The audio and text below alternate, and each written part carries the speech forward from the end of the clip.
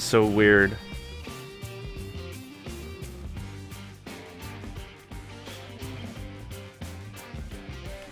This is the first of the second games in the first round of the G1 Baseball League playoffs. That's a whole lot of shit right there. Psyche. It's the first of the second of the first of the what now?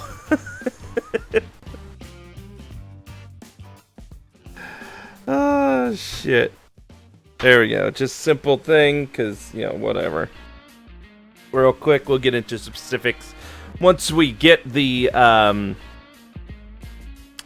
more in-depth, detailed games, which, you know, this is the grapplers and the hunters. So let's go ahead and get into our first game. What do you say, Jimbo? Sounds good. All right. Bingatable, okay.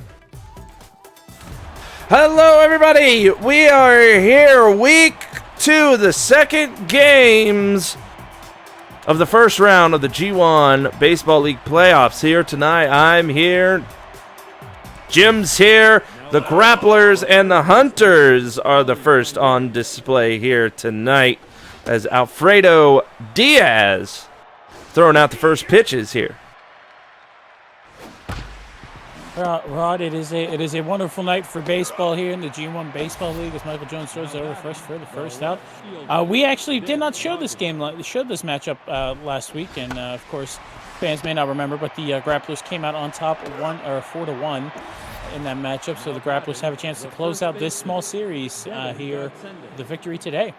Right, I mean, right now, if I'm not mistaken, we're not showing this one, but there is another one that we did show last week that are having their game right now, and that, well, like all the others, could be in the same position. It could be all over, or we could continue here going forward, and that is the Pittsburgh Pandas and the Sirloins going at it right now. I mean, they started a little bit before this. We'll keep you up to date with what is happening there. When it comes down and we get a final score, we will update you. And until then, call the action. Uh-oh. That is a deep fly ball, but just sails a little foul 6 feet to the left, and that's a home run. And that is a walk to first and second. The Grapplers now with 2 on. The pressure is building here in this, once again, this first inning of the playoffs. Of course, when these two met in the first game of this series, the Grapplers got out to an early lead and never really relinquished it until they finished the game. And that is out number 3 by Mr. Patillo, catching the ball there behind home plate. We go to the top or the bottom of the first now, with Trevor Collins leading off for the Hunters. All right, here we go. Trevor. Now first up to bat. 1 for 4 in his previous game.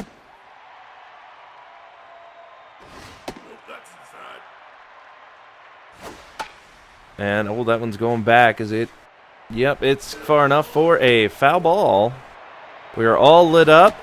And that is a walk. And Masano having trouble locating his pitches early here as Alec Agabon steps up to the plate. One for 4, but that one hit was a home run last game. All right, that's always good. And we got a steal. And, oh, Dela Cruz catches him for the first out. They had that play run from the beginning. Never a doubt that was going to be an out. And that's a grounder right to the first baseman. And that is it. As now here comes Michael Jones. Who? Whole lot of zeros on that little board down there here for that. But now he makes it the first. Jack Patillo. Lots of power behind that bat. If the Hunters opting to use Patillo in the cleanup spot today, let's see if that strategy pays off for them here in the bottom of the first. And there we go. 2 on now. Looking good for the Hunters here in the bottom of the first. Much like the Grapplers in the top of the first, the bottom of the first here, the Hunters have 2 runners on and 2 outs for Bernie Burns. Going to be looking to take this pitch anywhere where there's not somebody to catch it. Oh! Be deep enough. Let's see. It is. It's got the distance. We are starting off the Hunters with a home run thanks to Bernie Burns, 460 feet. And just like that, the Hunters are up by a score of 3-0 with Lindsey Jones coming up to the bat. They are excited to get in there and get a hit here. Right, they need to keep this momentum going. This is what the Grapplers did in the first matchup between these 2 teams, and it paid off. But oh, that one went left, went foul, and that's going to do it. Quick hit, quick catch, and now we are into the second inning with the Hunters with a 3-0 lead.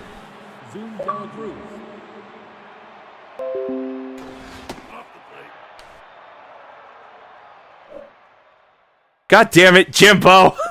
Thank you. Sorry, I forgot to do it before the stream.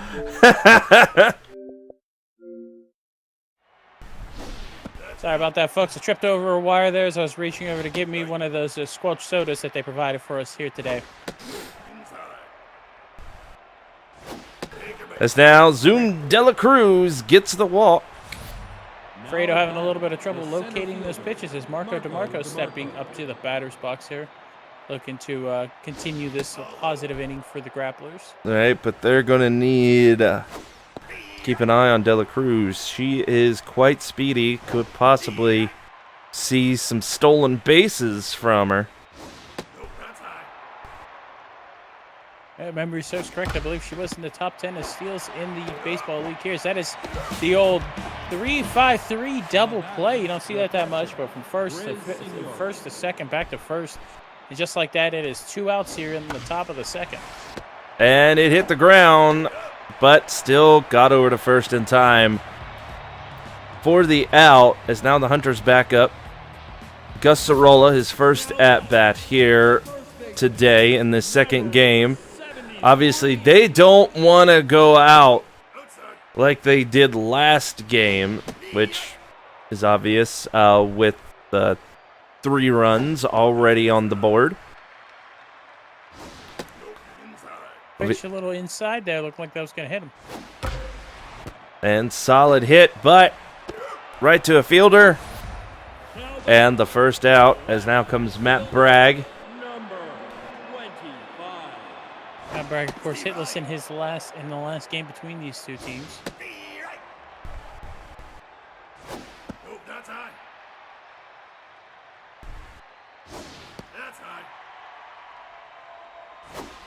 And that one cuts foul.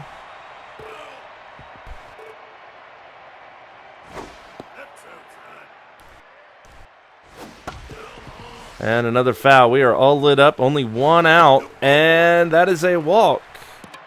Matt Bragg will take his base. I got to say, the pitching here today from Masano seems to be a little iffy. Like, he's a little tense. And that's totally understandable, considering the position they're in. If they get this, they move on to the next round. And this could lock them up for the semifinals here in the G1 Baseball League. Is now back up. Here comes Trevor Collins. He was walked last time. See if he can make contact with that ball, which he does know. He does know how to do. He can do it just like that. But it is the double play, though. Yeah, unfortunately, that hit got the double play. As up first comes the pitcher, the first at bat, Hiro Masano. It's still early. They're going to go ahead, let him swing the pine here.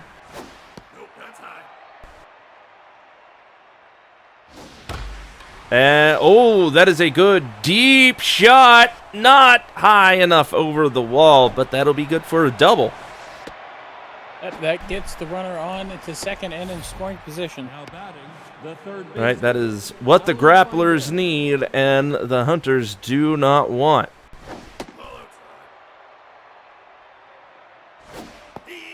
And that's the thing. Obviously, for a lot of people out there, they're not used to they're not used to seeing a pitcher hit. But here in the G1 Baseball League, you know, everybody gets a chance at bat, even the pitchers. As that slide and a miss as Agabon that error is gonna hurt them. Gets them a run on the board for the grapplers.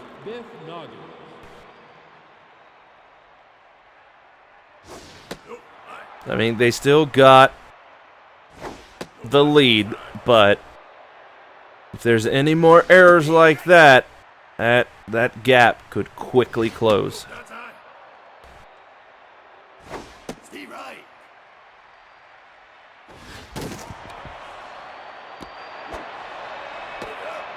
All right, and that is the first out.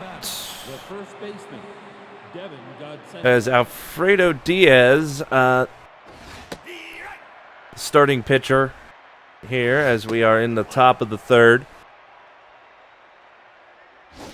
Doing okay out here so far. Oh, goes past the third baseman. Is he going home? Play at the plate. Out number 2 it is. Indeed, just got under the throw from the outfield. And thankfully the tag was committed. Otherwise, we're looking at a different ball game here.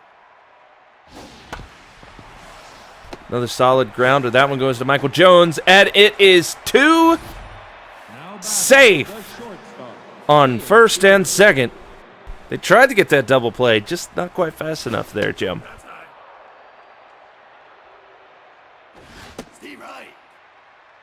Indeed, sometimes this game you can change in a moment's notice. Oh, just like this. Yep. There comes another one in. Another run on the board for the grapplers. It is now 2-3. Pressure is mounting. Alfredo Diaz either needs to throw true and get this strikeout, or those fielders need to perk up their ears and perk up their eyes. There it is! That's, not happy about that strikeout, but the Hunters needed it. As now the Hunters coming up to bat.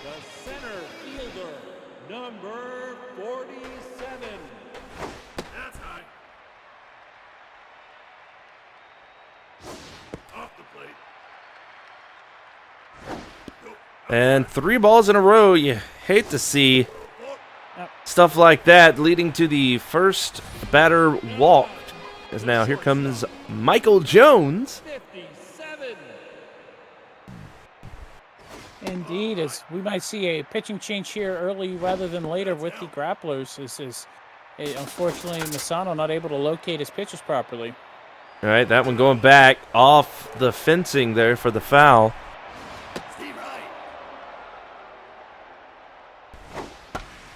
And bloop that one. Fly ball, but not far enough. As Noggins, Buff Noggins gets in for out number 1. I got a little bit of hiccup from drinking the squelch too fast. All right, Jack. Oh, nice, solid one right to the center fielder. Oh, looks like we got 2 on for the Hunters. Let's see if Mr. 141 and that home run, Bernie Burns, can do what he did last time. No. Oh, it's up high. It ain't got that depth, though, as the left fielder, Biff Noggins, gets under it. If we were playing in a silo, that might make it, but unfortunately we are out here on the field as Lindsey Jones steps to the plate, looking for their first hit this series.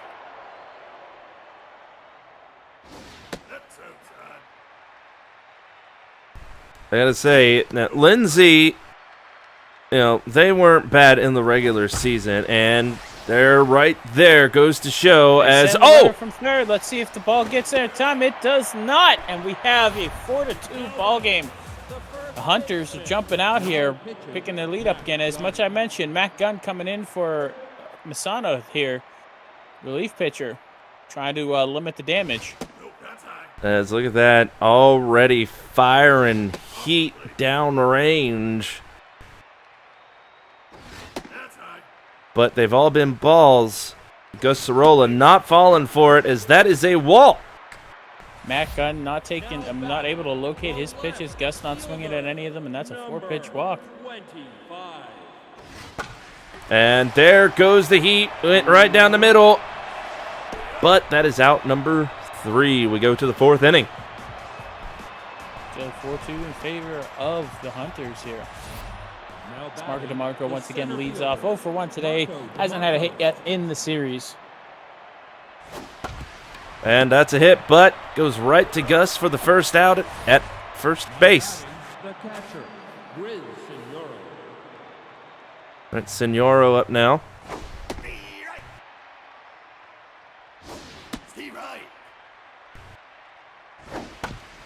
And whoop! Had a little slip up with the ball there, getting out of his glove, out of his hands, but still able to get it over there to first. So it's all good. All good.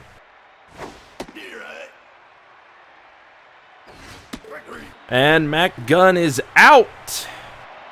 Just like that, it's a 1-2-3 inning for the Grapplers. The Hunters coming back with Alfredo leading off for the Hunters here. Right, we ended with one pitcher. Gonna start with the other. Ooh. Big swing and a miss there. Checks that one, but it's still a strike. And out number 1. Alfredo looking a little sad, but that's the way it goes, unfortunately, as now Trevor Collins going to try his hand. Wasn't able to get a hit last couple of at-bats. Right, and again, I mean, this is a tense situation. I'm sure Trevor himself is dealing with the tension as that one gets hit, but it goes foul. And foul once again. He's got the pitches locked in. The problem is he's swinging a little early on them. All right, we're all lit up. And saw that one coming for the walk.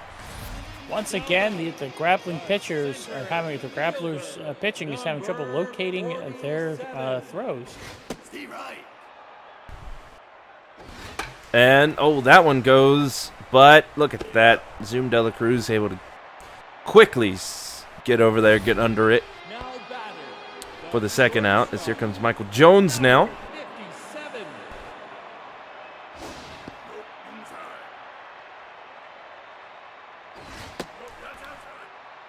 Not the best at-bat we've seen here today for the Hunters, but there's still plenty of game to go for both the Hunters and the Grapplers.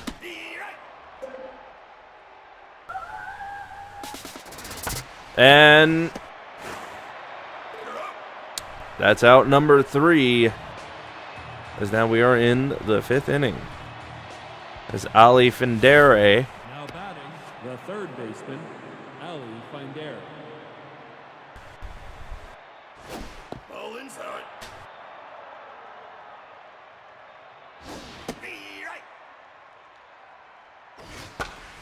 And that is a big pop fly, as like almost everybody went after that, but Agabon said he got it, and he did. As now here comes Biff Noggins.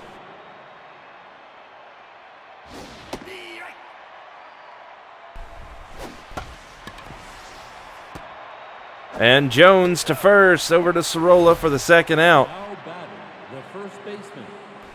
This looking to be a quick at bat. Whoa, I might have spoke too soon. Is now Jovan Bambino. 1 for 1 here so far.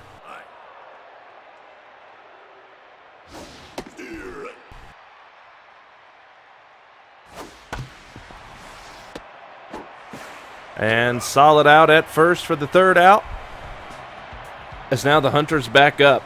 They are still firmly in the lead with 4 to the Grapplers 2. This is a very different Hunter team than what we saw.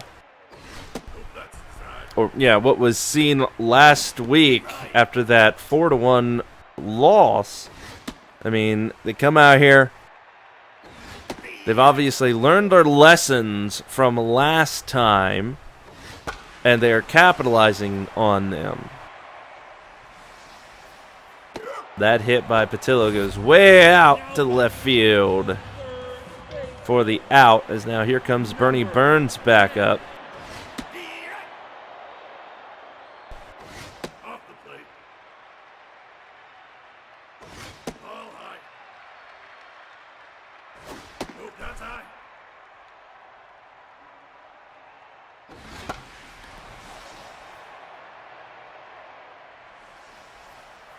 Nice pop-up, but again, Dela Cruz, the second baseman, gets under it.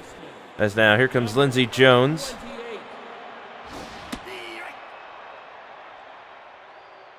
Hunter's now at 2 outs, and now 2 strikes for Lindsey Jones.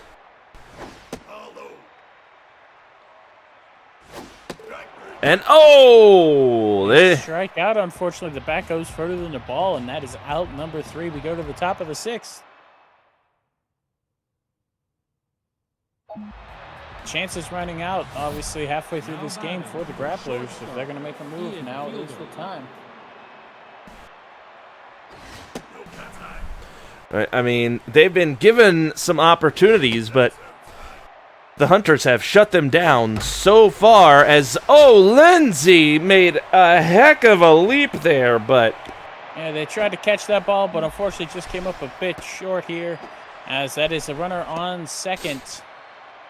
Fortunately, Lindsey didn't quite have the vertical clearance, it seemed, to grab that ball out of the air, so that's going to indeed be a double.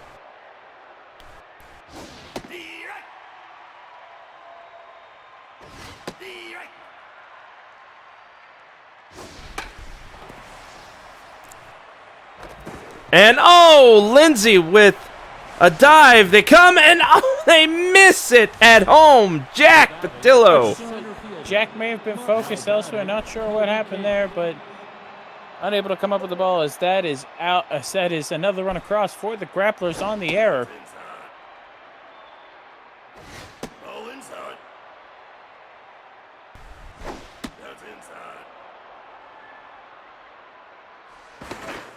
And they're keeping an eye on Dela Cruz over there on first.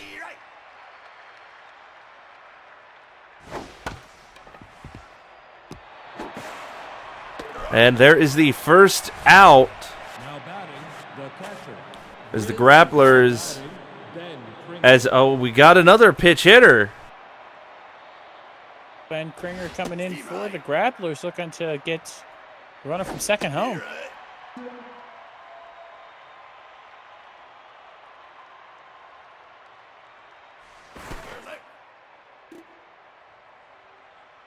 Lindsey unable to make the tag, and runner is safe. Once again. Going up to the second base person. Dela Cruz taking a big lead off every time. And there goes Dela Cruz, gets to third. That looks like the ball was thrown a little outside, and unfortunately Patillo couldn't come up with it. As this might be deep enough. This is probably deep enough for a sacrifice fly. As the runner will indeed be tagging from third. Trevor throws it in, but unfortunately the runner gets home safely, and that is a tie ball game, folks. All right, we are at the halfway, or just over the halfway point of this game. Yep, as Eduardo Electrico comes in for the Grapplers, and Larry Matavia coming in for the Hunters to try to stop the hemorrhaging of runs here. Right. I mean, you saw it there before that switch that the heat was kind of leaving Diaz. And there we go, out number 3. That is what they needed. Rally Overo coming in relief for the Grapplers, who got a 2 spot in the top of the 6th. We go to the bottom of the 6th with Gus Cirillo leading off. for the Hunters here. Are 0 for 1 today, but has the walk. Is looks like Jefe Manzaro coming in, and Marlon Mora. A lot of changes coming for the grapplers here. A lot of defensive replacements as well as some people out of place. Right? I mean, they're doing what they can. I mean, they were at a deficit.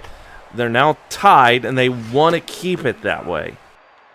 So the next time at bat, they can hopefully make their hits sing, as that is going to be good for a single.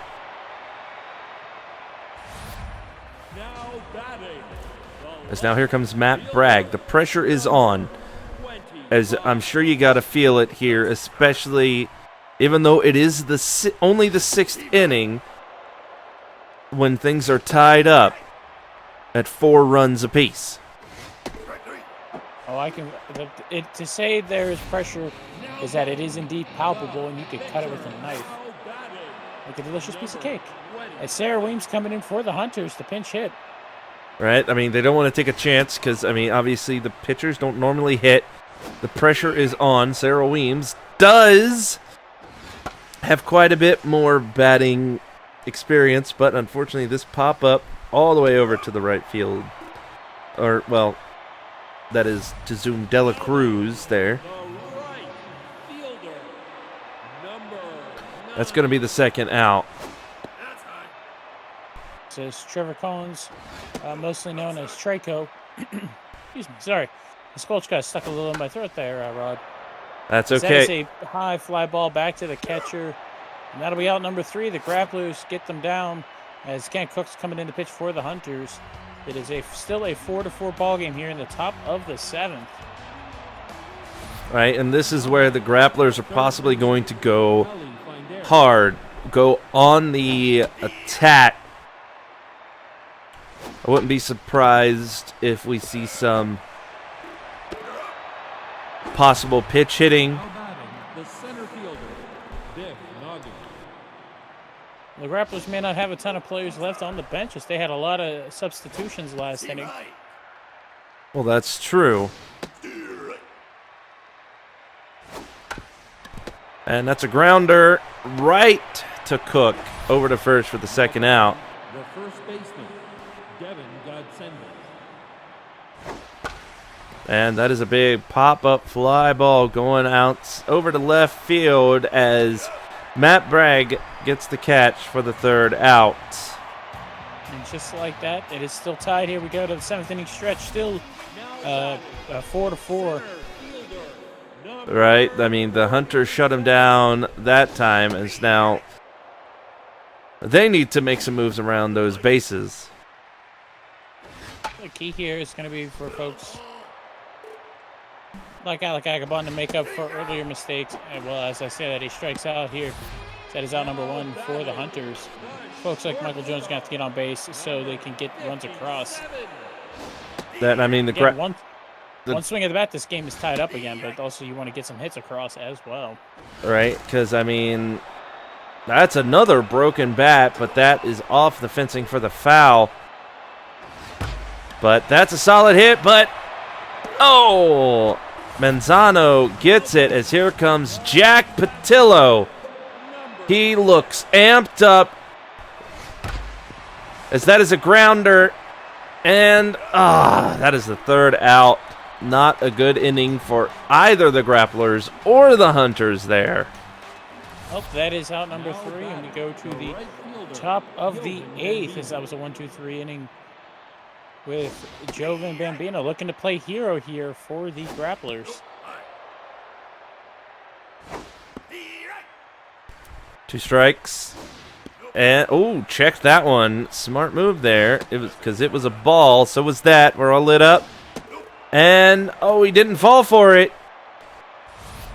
So he goes to first. The pressure is on at this point.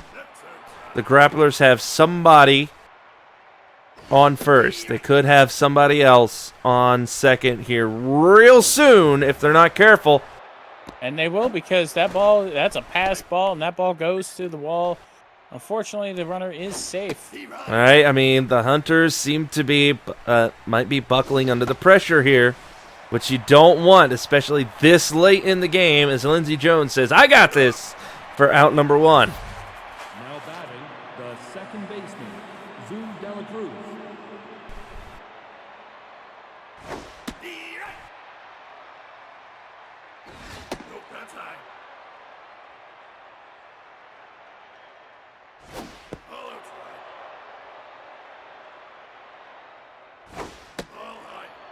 She's not falling for it. And nope. Keen eye on a lot of the grapplers here, as that is another walk.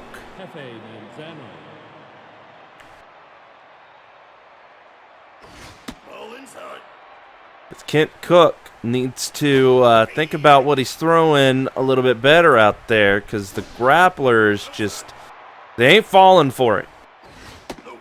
It's like they can see those outside pitches coming, as that is another walk, and the bases are loaded. This is not good, Jim. No, it is not. As Kent Cook going out, Jeff Ramsey coming in. They're bringing in the closer a little early.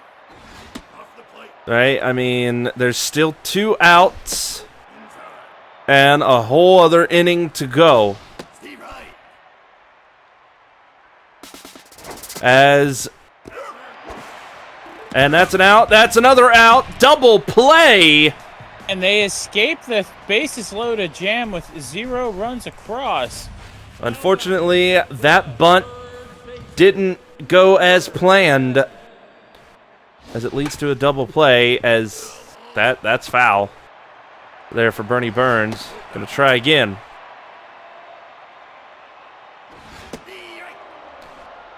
Ooh, that looked like it was a low strike there, Jim. It's a bit low. Looks like the umpire is getting tired of this game and trying to end it as well, but that is out. The second baseman, number 28.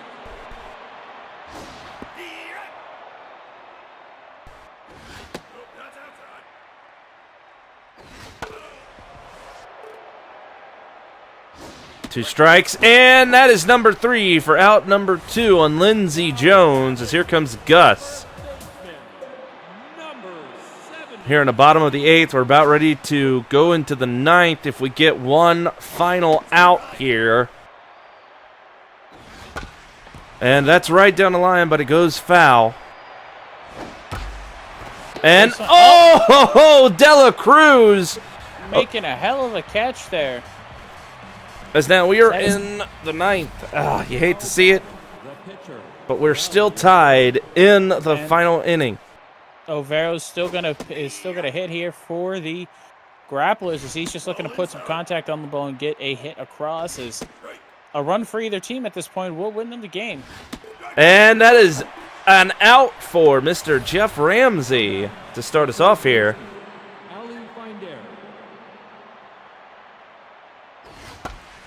And that's a pop-up, it's a high fly ball. Will it stay fair? Will it stay in play?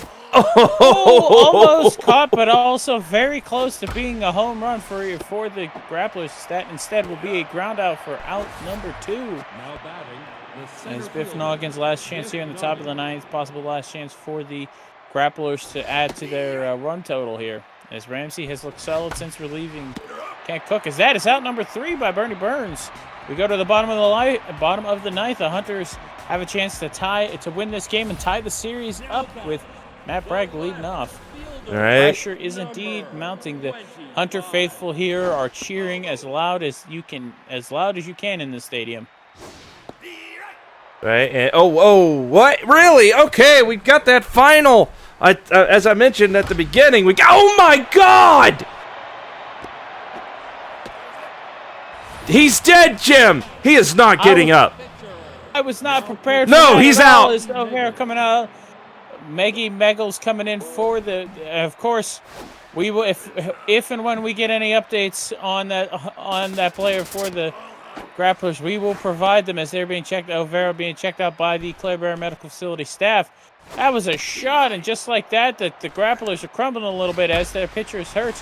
And here we go. We might see a play at the plate here. No, they decide to keep the runner at third. Right, We have but- runners on the corners and no outs for Trevor Collins. Trevor can play the hero here if he is able to get a hit or get. Okay, they're opting to go for the. Okay, no, never mind. As now we have a steal attempt.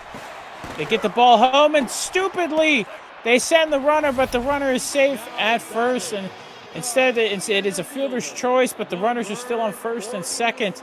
They try to win the game there, and unfortunately it backfired on them. All right, and speaking of winning the game, we do have another game that has come to an end and a winner in it, and it looks like next week we are not going to be seeing the Pandas and Sirloins, as the Sirloin managing to get another win. 3-0, as the Sirloin's going to be moving on to the next position in this playoff bracket with 2 wins in a row, as that is out number 2. Number 2.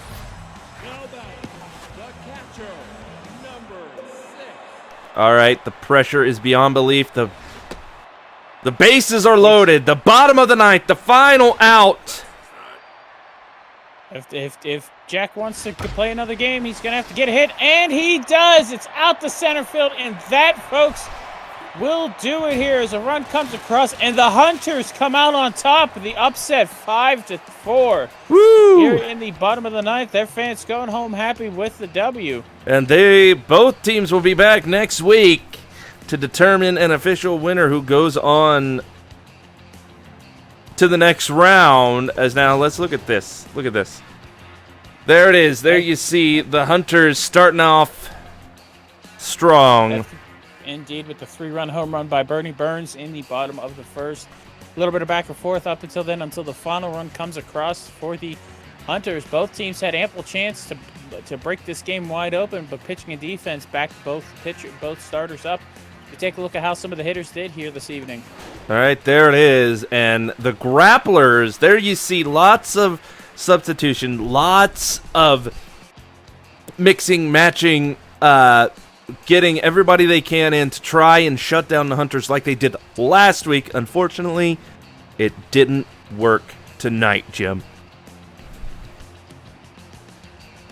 Indeed, as you see there, it's just sometimes the same. Sometimes teams adapt, and that's the great thing about baseball. Sometimes it's a chess match where you have to wait for the other team to see what they do and adjust properly. And the Hunters did just that here today. As we take a look at how the pitchers did, of course, Overa for the Grapplers pitched 3 innings until he was literally taken out by the Hunters batters with a comebacker to the mound. Once again, if we receive any updates from the Clare Bear Medical Facility, we will provide them. But as you see here, the starter for the Grapplers, Masano, not able to get out of the 3rd inning, and that is ultimately the big hole that he left for his relievers to hopefully try to clean up. And it just, as you see that, unfortunately, was too much to overcome. Indeed it was, and now we go ahead. Let's take a little look-see of who the MVPs of this game are, and surprisingly, 2 Grapplers and 1 Hunters. There you see, in third you have Ian Fielder with those 2 bases, going 2 for 4, all right? And then Zoom Dela Cruz, they're in second with the RBI, the run herself, going 1 for 2. Yeah, the stolen base, and some nice catches out there as well in her fielding position. Then, of course, their Jim at number first. You got Bernie Burns. Hit the big power shot in the bottom of the first to set the tone for this game for the Hunters. But that was his only hit, but he made it count when it needed to with 3 RBIs and obviously scored a run himself. As we are done here, we go off to game number 2. Right, game number 2 of the evening, as Jim and I will be back before you know it with that, so don't go nowhere.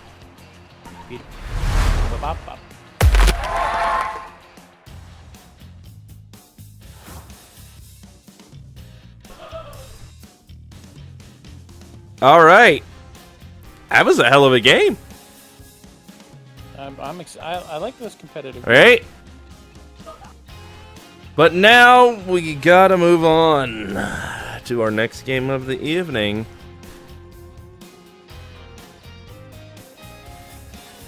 So I'm going to write up the thing. right now. As obviously, I also want to say hello to everybody that is here that has showed up during that game. You know, I see Donut, Silent Heroes here, Omega Mario as well, and Big Josh 24/7.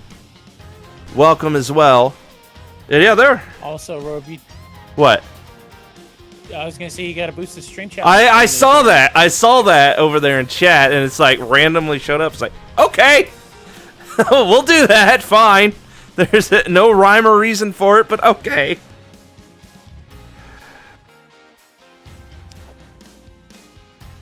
But I mean, yeah, we got apparently a boost this stream challenge already 6. Yeah, that's a 6K raised.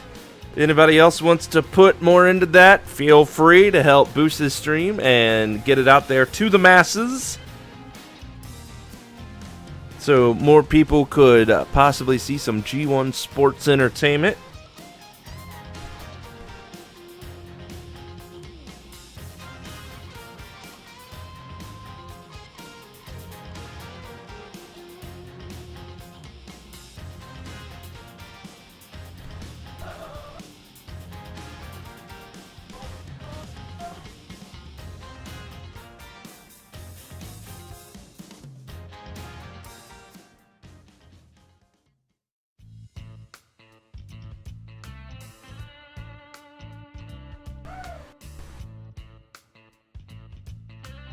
All right, there is the tweet sent out so everybody can know about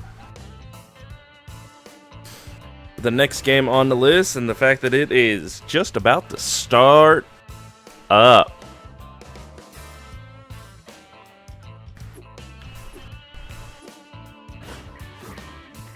All right, as up next, this is what we got. We've got there, you see it over there in blue, you got the Blowfish and the G1 Game Day Griffins. Can the Griffins come back like the Hunters? Or are the Griffins going to be sent home packing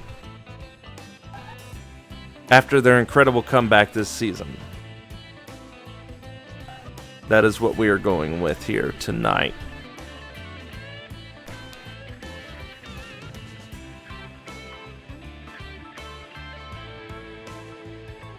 Because, I mean, if the Blowfish continue on, that's another team in the semifinal round, and we don't want that. Because the Sirloins are already there. So hopefully the Griffins, looks like we got Barrel Dragon starting off. Some of the notable players are Shiro, Silent Hero, and some jerkbag named Robe. And the Blowfish, nobody likes them. So we don't care about them. We're not going over them. We hope they lose. Just we hope they eat worms.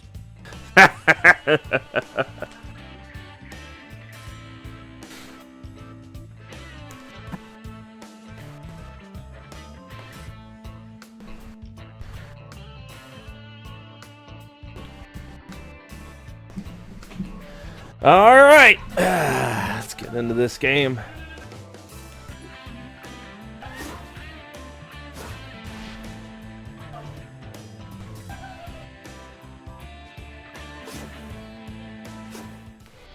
We're back at the Swagger Center. Hello, everybody. Jim and I back, and we are back at the Swagger Center here for game number 2. Again, with the Griffins up against the Blowfish, and this is, well, like so many other games, do or die time for the Griffins here tonight, Jim. Indeed, the Griffins, of course, losing the first matchup between these two teams, setting them on a course where it is a must-win, or else the Griffins season, despite the awesome turnaround they had, as with Thanatos doing like she did in the regular season, gets on base here in the top of the first.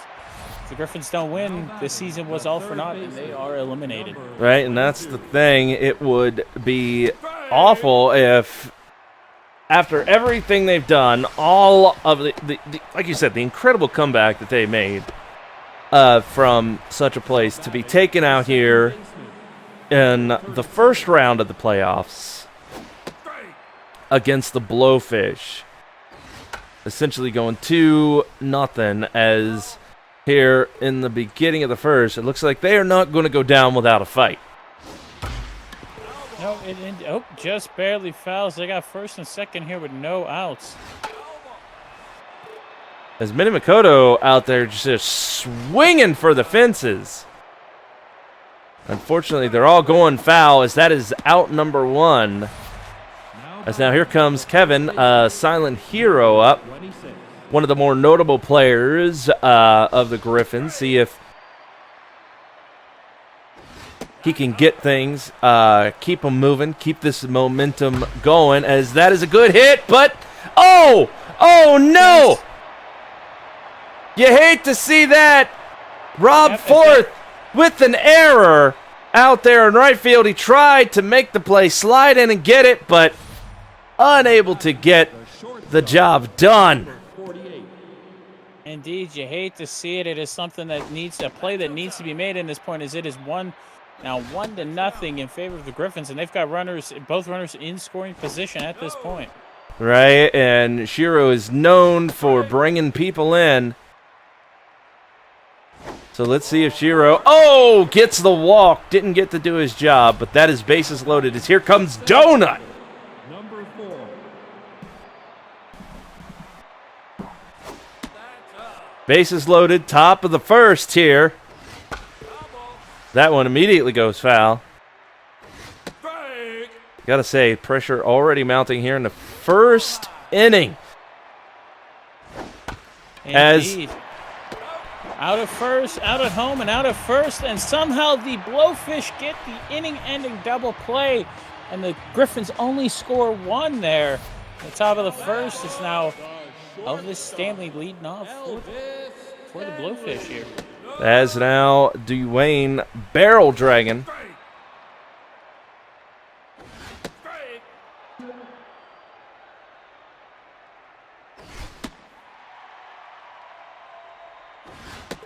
and out number 1 for Barrel Dragon there. Indeed, getting his start off to a much better start than I believe Garfield, who started the last matchup between these two teams. Ooh, that looked like a low strike, but a strike nonetheless. As there goes out number 2. Marvin Steele, who's 2 for 4 with a home run here in this series. Inside. No. Off the plate. 3 balls, 1 strike, 2 outs for the Blowfish. Now we're all lit up. And that is a hit to Minamikoto, who gets it over to first real quick for the final out. As we go into the second, and it looks like Eric Short Bus is up first here, who has, I gotta say, been showing his prowess here in the playoffs when the Griffins have really needed him. Indeed, you love to see it. You love to see players literally step up to the plate and have big moments for their team.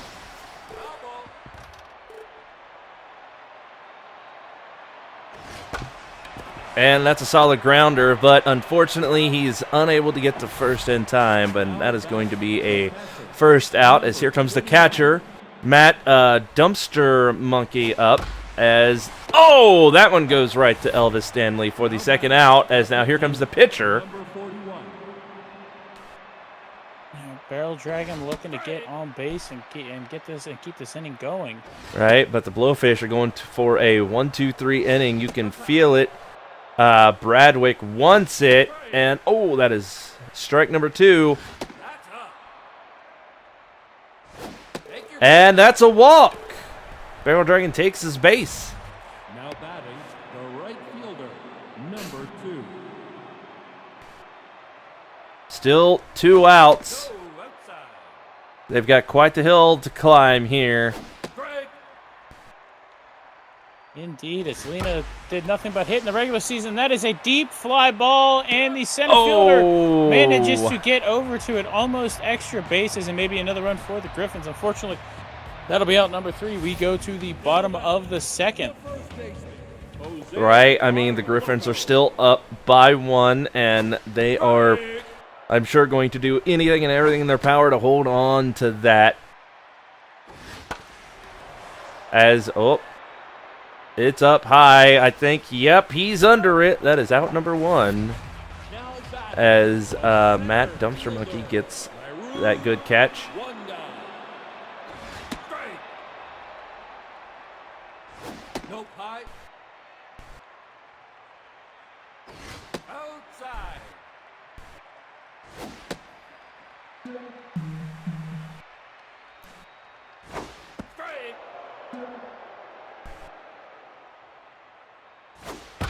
And, that's a solid hit. It goes all the way to short bus over in left field. That's going to be good for a single base hit for the Blowfish. As that is the kind of stuff they need to try and get in this game.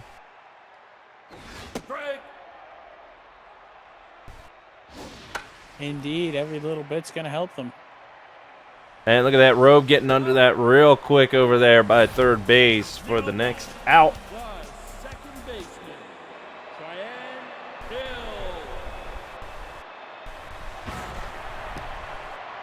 Whoa. Almost had a little slip up there, but everything seems okay.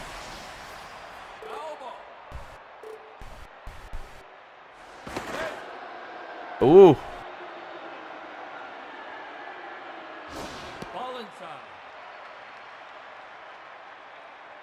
And again with a check at first, but it gets back.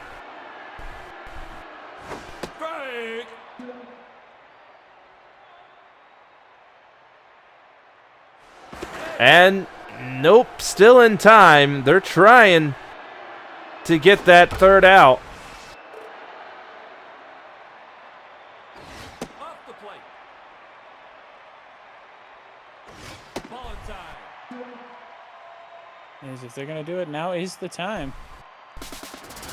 As that is a solid hit. Minnie Makoto, I mean, trying to jump at something there, but I mean that ball was just too high. As now runners on the corners. Rod, fourth. As Barrel Dragon, or just the defense in general that we have seen from the Griffins, need to bring this inning at bat for the Blowfish to an end.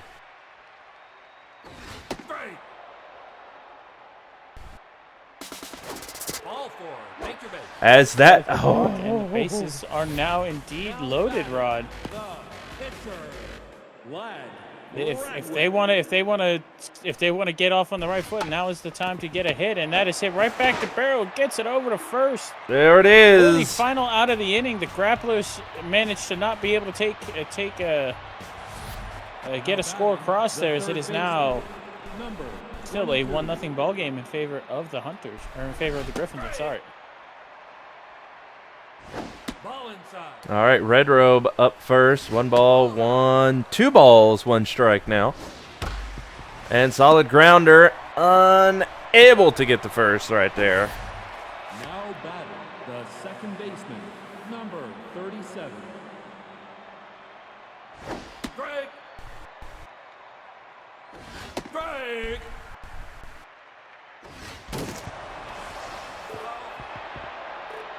Foul ball, just got there a little early on that pitches. Minnie Makoto hits a towering shot out to right field. Is it deep enough? It is. Distance, and it is gone. Minnie Makoto coming through for the Griffins here in the top half of the inning with her first home run of the postseason. It is a 2-0 ball game here for the Griffins. As now, A Silent Hero looking to duplicate Mini Makoto's success. all right, see if I mean they're only at 1 out so far. They've still got some time to possibly make some moves here. That's inside. Take your base. And well, Now batting. he goes ahead and takes his base. As now here comes Shiro, the shortstop. Strike. No. Solid hit. Good for a single. Moves up Silent Heroes. Now here comes Donut back up. Strike.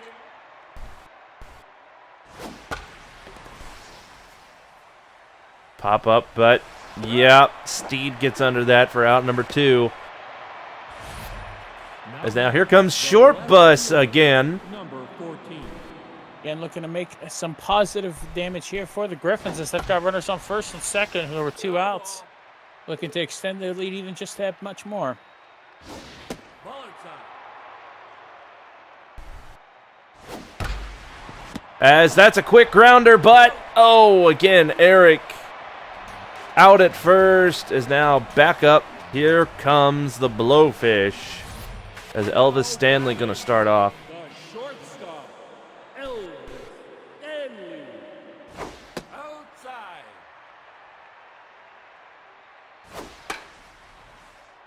There's a high pop-up back to Dumpster, the catcher. Out.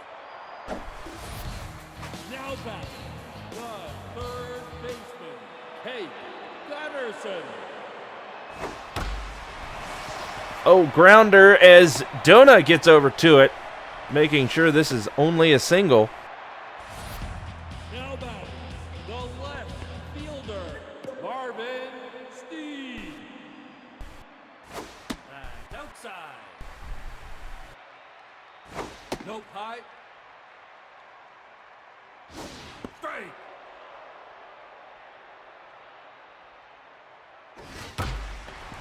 And grounder to Shiro. Oh, we getting a double play. Here we are. Going into the 4th. Exciting stuff from the Griffin defense, what they've been known for down this end stretch of the season, even here in the beginning of the postseason. Oh, that low. Low.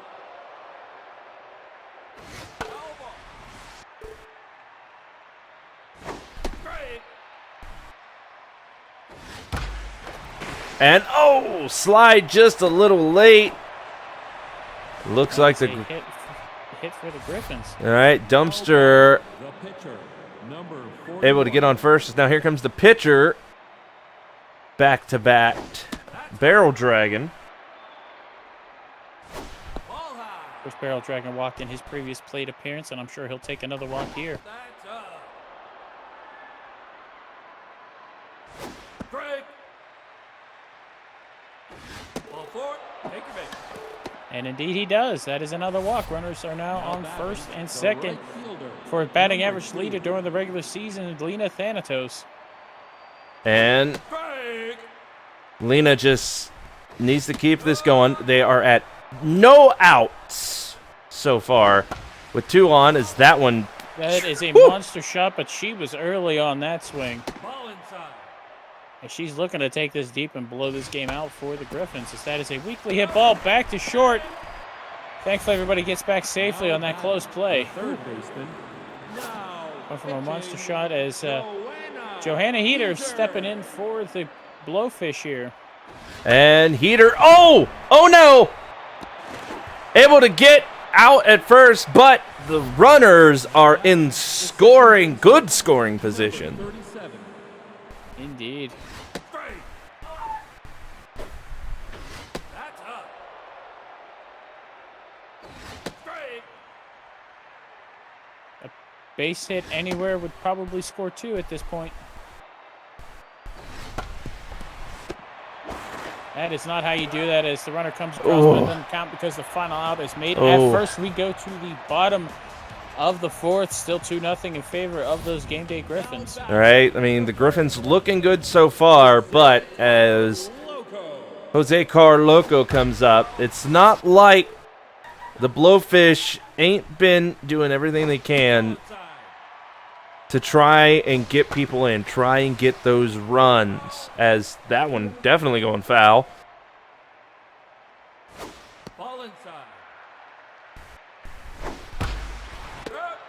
I said right to Mini Makoto, who was standing there greeting her favorite manga, waiting for that ball to catch her glove.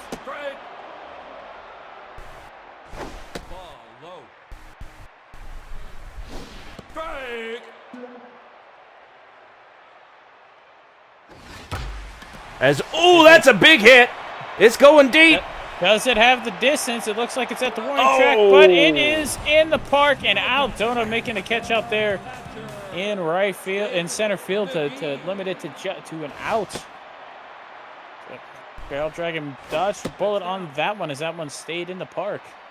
All right. I mean, that very well could have put the Blowfish on the board, but just those couple feet and Donut's glove caused it as, that's a walk. Now back, the second baseman, Cheyenne Hill. Strike. That's outside. Is Barrel Dragon looking to get this final out and get out of this inning without a run across? As that is a deep fly ball. I believe. Yep. Lena makes the catch at the wall at the special seats there, and that is out number 3. We go to the top of the 5th.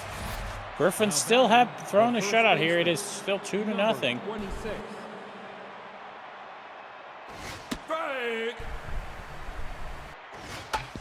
And that's a quick hit, and Now batting, the shortstop. he almost got there, Jim. I mean, indeed, it's Shiro who is 1 for 1 today with that hit in his first plate appearance. As that is just caught by the first base person for the Blowfish.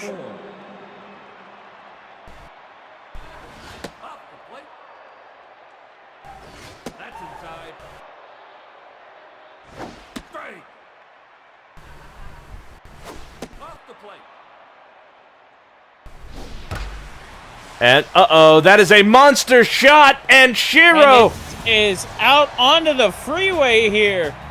As you see everybody celebrating in the dugout, that is a 457-foot monster shot.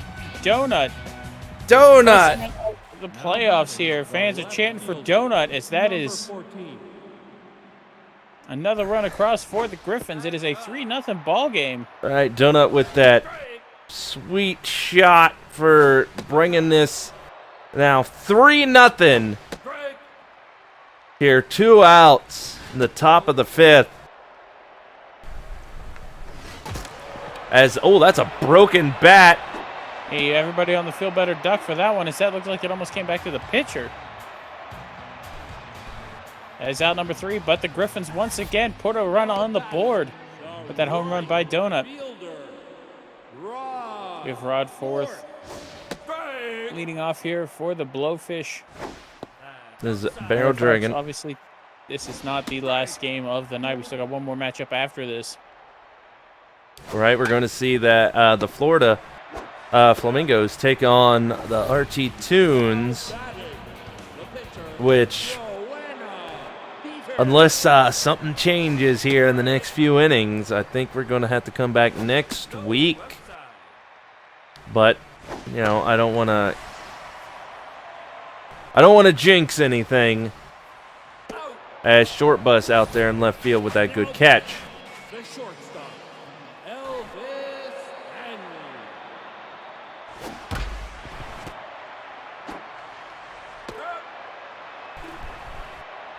That is the final out. We go to the top of the 6th, still 3-0 in favor of those pesky Griffins. The catcher, number 29. Strike. Ball high. Off the plate. That's outside. All right, 4 and oh, that's a strike. And oh, he checked a little too far. Now batting. As that is the first out. Number 41. Strike. And solid hit. This Barrel Dragon back on base, bringing up Lena. This time getting a hit for his team instead of just taking a walk. Nope, high. Strike. No. That's down. Strike. Strike 3. And oh, Lena. Arguing with with the umpire saying that was not a strike, but he calls it that way, and that is out number 2 here.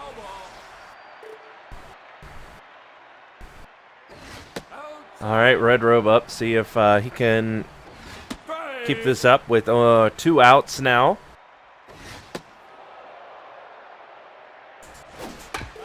And that one goes foul.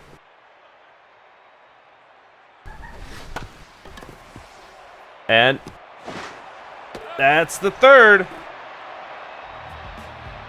We go to the bottom of the 6th. Still 3-0 in favor of the Game Day Griffins, who are looking to push this to a third and decisive game. Keg Gutterson.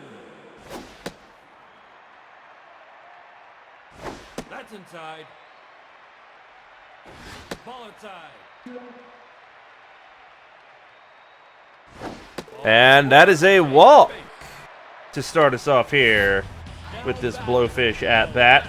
Fielder Marvin Steed. Off the plate.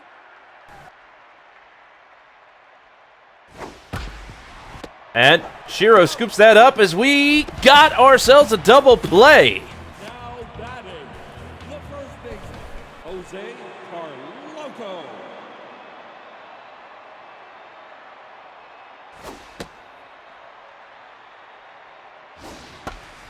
And that is a big pop up. It looks like, oh, Donut says he's got this. And he does. As now we going into the 7th. That 3-run lead firmly held by the Griffins now. Number 37. Low. Double.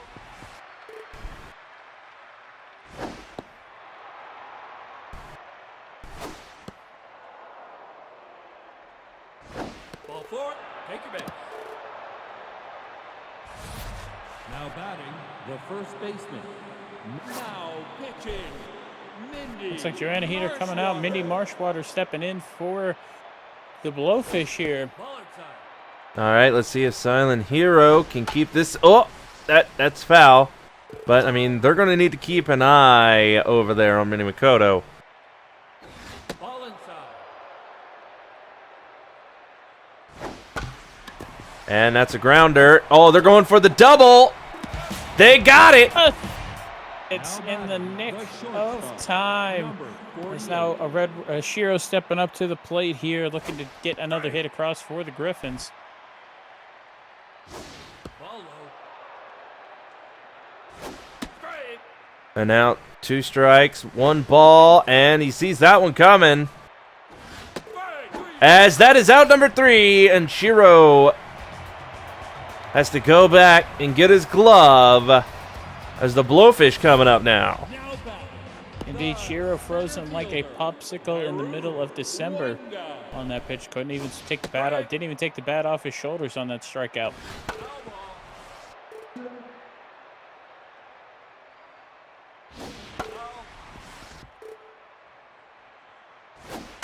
And oh, and gets it to first in time. The catcher, Sting McGee. That's up. Strike. Outside.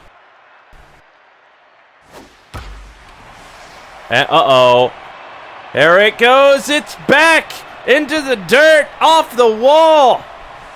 That's going to be good for a double. Now batting, the second base. Now pitching. Indeed, and suddenly Clay Farah, the pitcher of the year in the G1 Baseball League, coming in for the Griffins in relief of Barrel Dragon. Says they want to protect this lead. Right. This to a game 3. Right, I mean, Barrel, he's out there for a while. He did a pretty good job, as there is out number 2. The runner advances to third, so a hit in any direction will put the Blowfish on the board.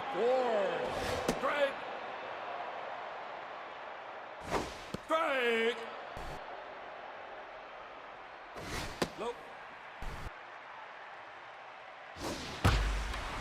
And, oh goodness. That just bounced off the wall there.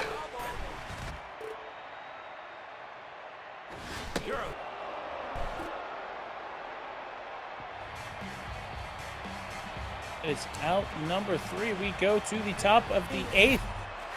Griffins firmly in charge of the game at this point. At 3-0 is Donut. Last time up, hit that solo home run. He's looking to duplicate that success and give the Griffins bullpen a little more cushion. Right now, I mean, it's kind of easy going for the Griffins here, top of the 8th. Only one more inning to go. I mean, still some opportunities for the Blowfish to do something. Comebacker is hit off the pitcher, but that is an out. The pitcher able to get it over to first. Not any real damage. Thankfully, not a comebacker like we saw in the first matchup. Right, Rod? That's true. I mean, the way this is going. Whoa, Eric. Short bus almost got taken out there. Also kind of like what happened to the pitcher in the last game there in the last innings. Hopefully we don't see none of that here in these final innings. As Eric will say, I will mosey my big butt over to first on that free walk as Dumpster steps up, hits a ball out the field, gets over the second base person's head. As they send Eric to third on the as Dumpster tried to get the second but turned around and said, "No, I'm just going to stay with the single." As Clay Farah stepping to the plate here with one out. The infield is in because the suicide squeeze might be on. They might be going for a bunch here with Clay.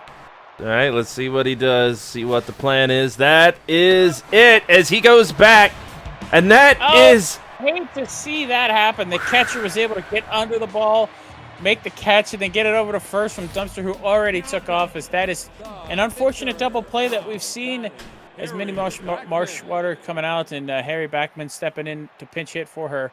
We've seen that one too many times here. Is Shiro making a diving stop but not able to get it over to first, and that is an infield hit. Incredible play, but just a bit short. As we've seen it happen too many times with the Griffins, where they've tried to do something flashy and a trick play, and it ends up biting them for a double play instead. Right, Clay is still dealing here. Right, 3 balls. 3 balls, 2 strikes. And didn't fall for that one. Oh, that is a walk as Clay is shaking his head here. Keg Gutterson, third baseman for the Blowfish, stepping up. One swing of the bat from this man will tie this ball game here in the bottom of the 8th. And you have to imagine he's going to be swinging for the fences with no outs as they are. The pressure is mounting, but that is a hit. Gets past Clay, gets past the second baseman, and they are sending the runner home. Donut gets it in, but it is unfortunately just short, as that is a run across, and just like that, it is a 3-1 ball game. All right, the Blowfish making moves as that one's going foul. The Griffins defense not out of the woods yet here, bottom of the 8th. That is hit foul once again. Another solid shot. Marvin Steve making contact, just not able to keep the ball fair. As that one is deep. It is hit hard, but just short. Almost to the warning track. It had the height, but not the distance. Right, and that is only the first out here, Jim. There's still some time with those 2 base runners out there. As we got a double steal. The ball is gone. Indeed, that is an unfortunate moment there. As you saw, Dumpster try to stand up to make the throw to second, but that failed, as that is Another run across for the Griffins. Lena gets it in to prevent a third run as it is 3-2. Dumpster not able to hold onto the ball on the previous play there as it got past him and advanced the runners. A double play here will end this inning and keep the lead to 1 as Clay is verbally frustrated with his teammates here. Right, I can understand it. I mean, the pressure is on. Things are getting tense here in these final innings. As we are, only 1 out, as that is a pop-up. It could be deep enough. Let's see if they send the runner from third. No, instead they opt to keep the runner at third as that is the second out. Sting McGee stepping back up to the plate, 1 for 2 today. Right, I wouldn't be surprised if they have to bring in their closer here. Well, the question is at this point, Rod, if they bring in a closer, are they bringing in Woody Man or are they bringing in Jimbo Sox? And, ooh, that's ball number 3. We're all lit up. Everything's lit up. The runners are going to be going on the pitch. And that is a walk. Something you didn't see much this season from Clay Ferraz, unfortunately. Shayna Hill coming out, Hog Porker coming in, and they go to the Woody Man. They go to the closer for the Griffins here. And he does his job as Mini Makoto gets it over to Silent Hero for the final out. And they avert serious damage, but the 2 runs come across for the Blowfish, and it is now a 1-run ball game here in the top of the 9th. The Griffins, if the Griffins want to take some pressure off themselves, they need to get a hit here, get a couple of hits here, and get a couple of those runs back. And Lena that does one, just that as that skirts to the warning track, and she will easily make it into second with a lead-off double here in the top of the 9th. right, the Griffins out here as now here comes Red Robe to keep this movement, this momentum that they got here going, that they desperately need with only 1 run between them. With Lena over there on second, as that is a walk. 4-pitch walk. And it's now Mini Makoto, who has a solo home run in one of her previous plate appearances. She repeats that feat, and it is a different no! Dead. She just lines it out to the shortstop. It's now Silent Hero, who is 1 for 3 today with a double, a walk, and a run batted in. Going to be looking to get a hit again, and a double from him could clear the bases and put the Griffins back up by 3. All right, but 1-1 with that 1 out from Mini Makoto. As we got a double steal. Robe able to get the second, but still, that's 2 outs here. You hate to see it from Lena, who usually is able to convert on those stolen base attempts, not able to get under the tag. As the count is full here. Let's see what they do, and it is out number 3. Frozen with the pitch on the inside part of the plate. And with that, we go to the bottom of the 9th. Last chance for the Blowfish if they want to end this series and not have to go back as Silent Hero's out. The late inning replacement Patrick DeBaser coming in. If they want to end this series and not have to go back to the Griffin Stadium, this is when they're going to have to do it. Win it here in the bottom of the 9th. And that was a shot. It goes foul. 2 strikes, and again another foul as the pressure is on. I mean, Woody being the closer, he looks okay out there, as that's a pop-up, and looks like he's got this one for the first out. Calls his teammates off and gets the out. As he is sturdy out there on the mound. Jeff Jenkins coming out. Alfonso Delgado stepping in to pinch hit for the Blowfish. Of course, pressure is on for both teams here as the Griffins obviously want to win this game, as that is a hit out to center. Donut gets it and limits it to a single. Both teams want to win this game for obvious reasons. The Griffins want to push it to a 3rd game, so their season isn't over just yet. And of course, the Blowfish want to end this one with a W so they can move on to the next round of the playoffs.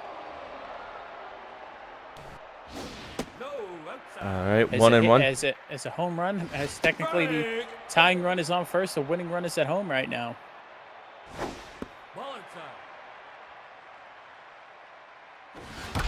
As it's back, it's high, it's deep, but it is gone. That does it. Again, winning home run. I did not see that coming. 419 feet. And just like that, Eric Stanley sends the Griffins home. Losers Oh, goodness, that is it. The Blowfish win and advance on that game-winning home run in the bottom of the 9th. Oh, goodness. Oh, my God. What a game. What a ending. Just like that, we have another series complete. As we take a look at the box score here, it was a solid outing from both teams. The Griffins, of course, having that 3-run lead early on was big, but they had multiple chances to extend it and just couldn't come through. As the Blowfish score a pair of runs in the 8th and 9th and win this game 4-3. Rod, I am at a loss. I mean, for this almost in this entire game, the Griffins, they were putting runs on the board, but in the final 2 innings, especially with that home run, is what you hate to see it. If you are a Griffins fan and you were here to watch them, you hate to see it. They worked so hard to get into the postseason and be the number 2 seed, and yet here we are. They are going home.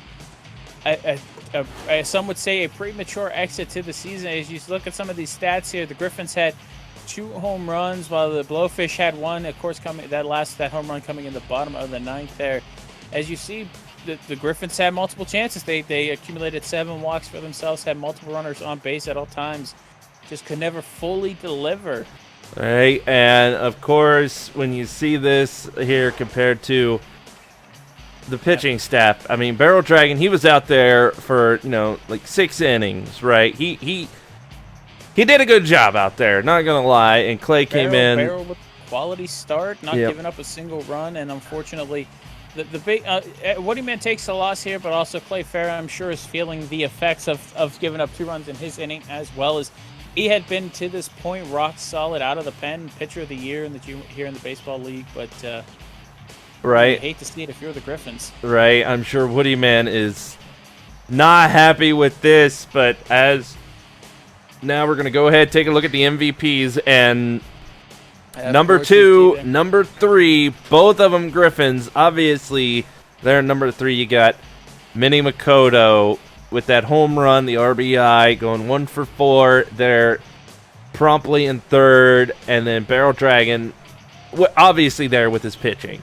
But also with his hitting on display, he did quite good. I mean, got a couple of walks and a single as well. Well, a perfect day at the plate for Barrel Dragon. But of course, they're in first. No surprise. Elvis hits Stanley shortstop for the Blowfish.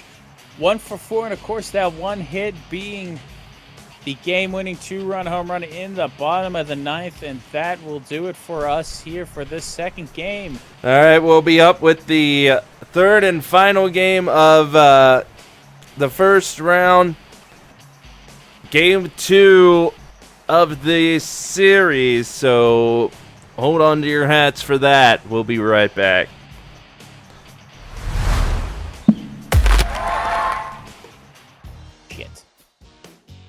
God damn it! Why can't we ever be good? Why? Fucking bottom of the 9th home run for 2. I feel bad referring to it. Like, I feel like I jinxed us in that second. Because, like, the tying run is at first, the winning run is at home.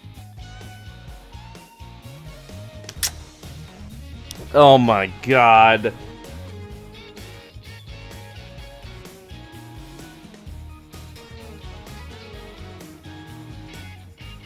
So far, next week is going to be an interesting week because one of the games will be the Hunters and the Grapplers. We know that for a fact. And this right here will decide quite possibly what the next 2 games are going to be. Because if the RT Tunes take down the Flamingos, boom, they move on. Okay. Which, here, I'll bring back the detailed bracket because the fucking blowfish are going, the sirloins are going. It's not that we made the fake teams to a good Silent Hero. It's just that's who they are. Yeah, I can't do anything about those. Those are in the game. I can't change them. It won't let me. That's just what the default teams are like. Because trust me, I thought about it, and when I tried, like literally halfway through the season, when I saw how good they would do, I was like, no, you can't do that. It won't let you. And I was like, well, shit. I'm sure it'll be fine. It was not fine. Okay.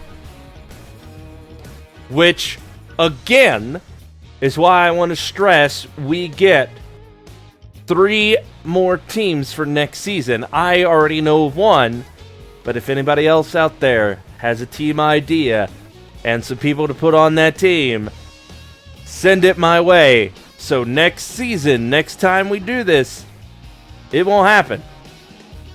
I mean, hell, there's a chance that the Griffins weren't going to be in the finals. Not the finals, sorry. It's right there on screen.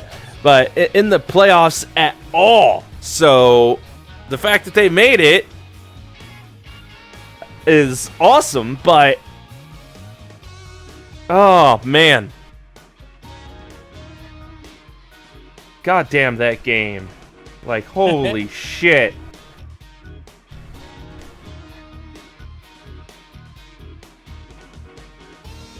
Man, it fucking sucks. That hurts.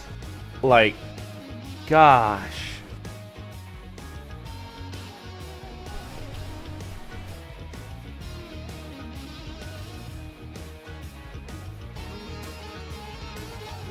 All right.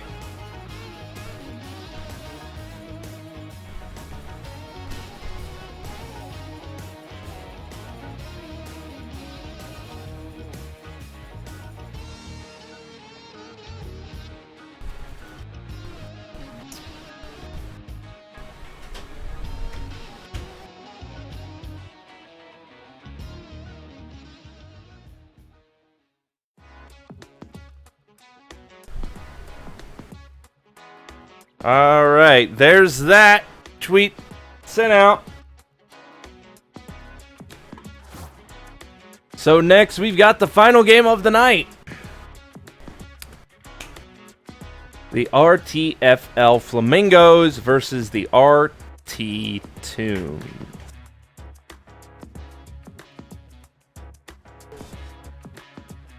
So this is it for the Florida team. If they don't win this, they are out. And obviously the Toons want to win because, well, they don't want to be out. And they already have the 1 win, which it was close last week, if I do recall. So this could be another heck of a game. Oh, man.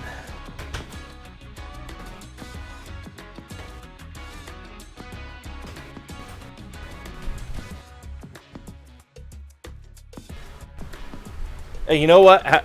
I got an idea, Jimbo. I got an idea. What's that? You gonna... If none of the teams that, you know, I created and stuff get to the end, how about you and I play the finals? Okay. Just because, you know, fuck it. I mean, why not? Why not? And, ooh, better idea. If one of these jerks get to the end, all right, which they might.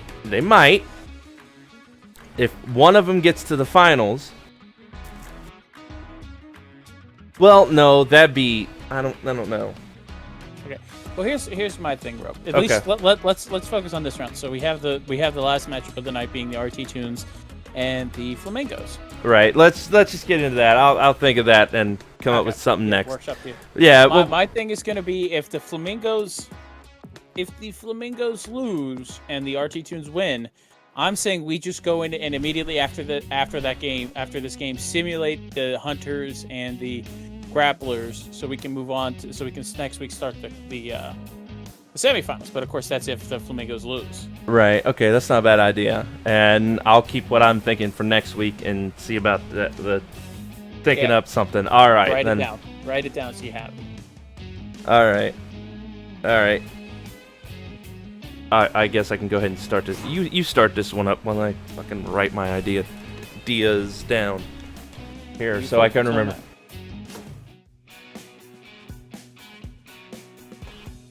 We're at the Apple Field. We'll do some picking.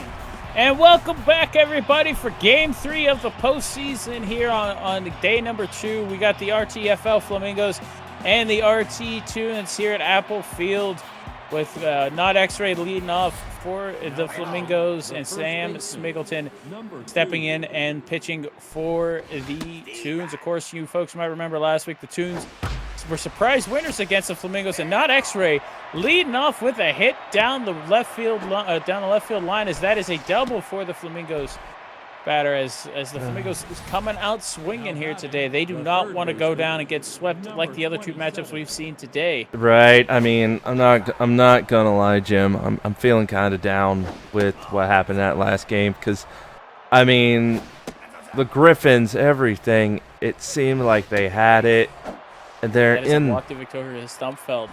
And, yep. I mean, you're not wrong, Rod. They had everything at their disposal. They had every chance to extend that lead, and with how the season went for them, being at 500 halfway through to them making the postseason as the number 2 seed, and now eliminated on a home run. That is why you I don't want to say you got to do better, but also the reason why that is a fly ball out to right field in and out, but the runner advances.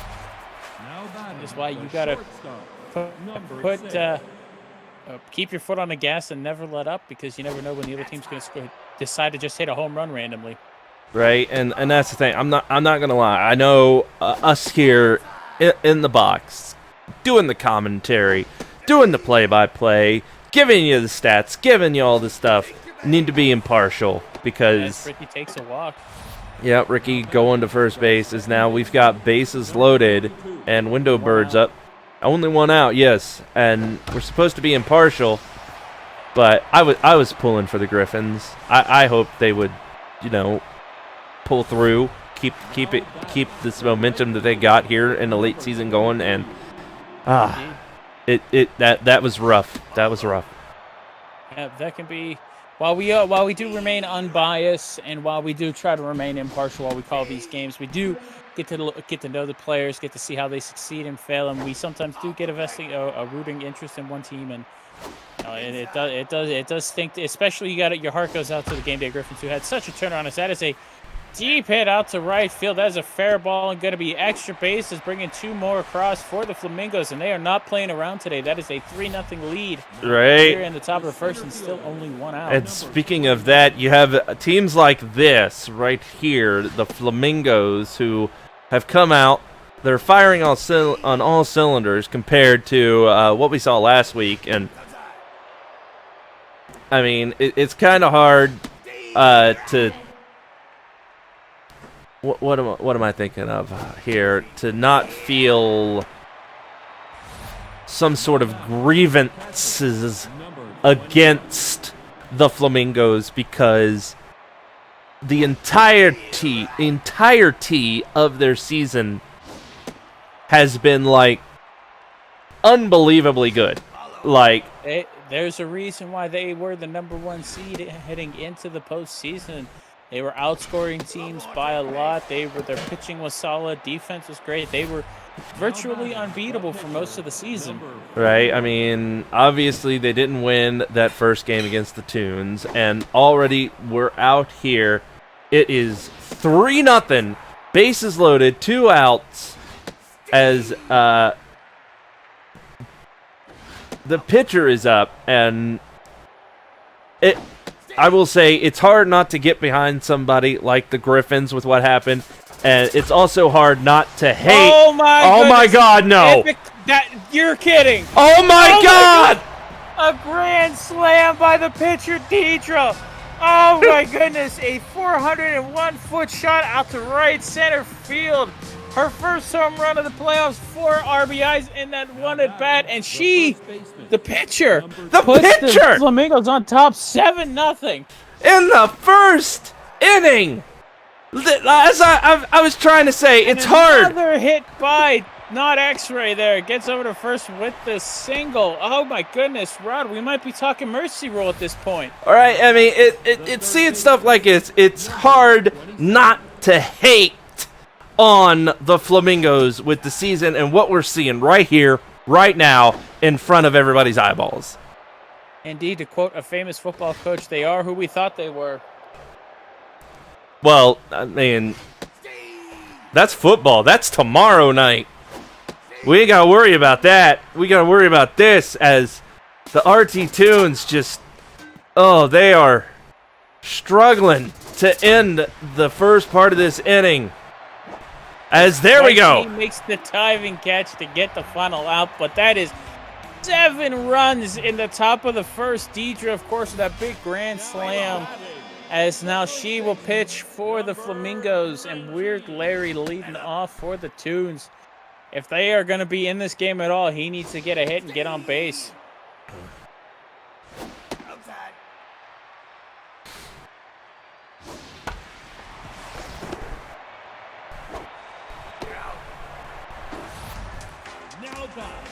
Oh, man. Number 28. Out number 1. Now it's Hill to step into the plate.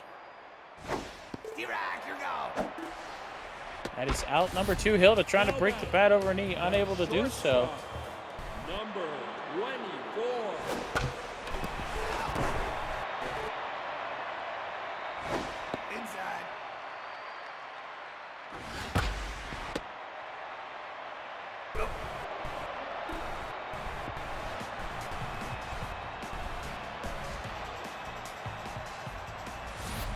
Now batting, the left fielder, number 33.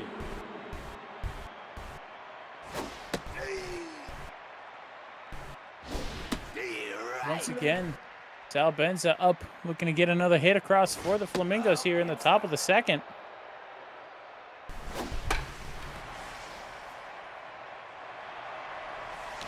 And, there we go. Already without number 1 as... Number 6.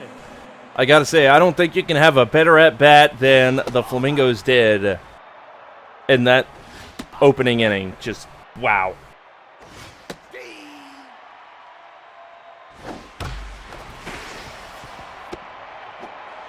And there goes Ricky to first base. Now batting, the second baseman, number 42.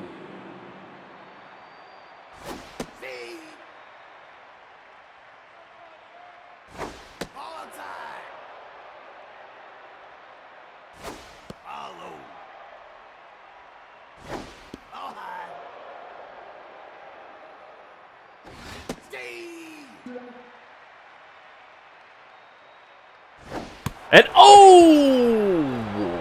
got hit right in the hip. As now Sam Smiggleton is out. Julian Chase comes in to replace. Maybe a little too late on the pitching change. Should have done that last inning when had the bases loaded and the pitcher up.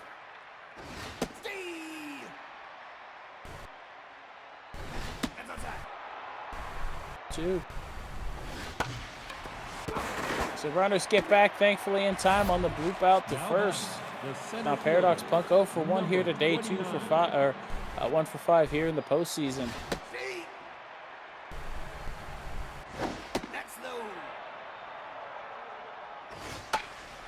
That is a pop-up back to the pitcher. Pitcher's going to keep it, and that should be the final out, and it is. We go to the bottom of the second. Weichny going to lead off for the Tunes, who are going to be looking to get at least a hit across here. Second baseman, number 3. No, inside. Ball inside. A ball, 2-1 count. And whoa, goes right past the pitcher's legs there. That'll be good for a base hit. DJ trying to make the play, but it got past and underneath her glove. The left fielder, number Rusty Bonjour stepping up 1 for 5 as well here during the postseason. And I mean, slide just a little late. Or I should say late, a little short by Ricky there, but I mean, the RT Tunes need to do what they're doing and quite a bit more to make up this 7-run deficit that they have, but luckily they've got plenty of innings to do that. Yes, they do. So, I mean, you'd like to see them get at least a run across here in the bottom of the second, at least show some positive momentum for them, as that is a hit. I got out to right field. Let's see if they send the runner from third. They do not. Instead, it'll be bases loaded here for Yang Xiaolong, who's hitting 2 for 5 here during the postseason. She's going to be looking to smack one out of the park herself. And, that's a ball to start us off here. 2 balls again. Yang gonna look for a big hit, but all she got was a pop-up to an out. Merch guy Steve makes the plays. Julian Chase steps in. They're letting the pitcher hit. He's looking to repeat the success that Dietrich had in the top of the first inning, but unfortunately it's not going to be far enough, as that is out number 3. The Flamingos survive the scare with the bases loaded, with them coming back up in the top of the third. And Rich Guy Steve, who walked in his previous plate appearance, is leading off. 21. Outside. Outside. And, okay, that one was a strike. Outside. All right, Merch Guy Steve. And that's a walk. Steve takes his base. Now batting, the pitcher, number 41.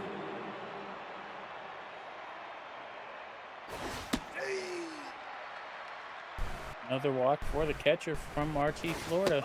And, is Dietrich going to? Gets under it. And, no, we got a double Something play. we've seen one too many times here in the baseball league, regular and during the regular season and postseason. Is batters trying to do a bunt and just failing, and instead pop it up for the catcher, and then it turns into a double play. That'll be out number 3 here in the top of the third. We go to the bottom half of the third inning. Weird Larry leading off for the Tunes, still down by a touchdown.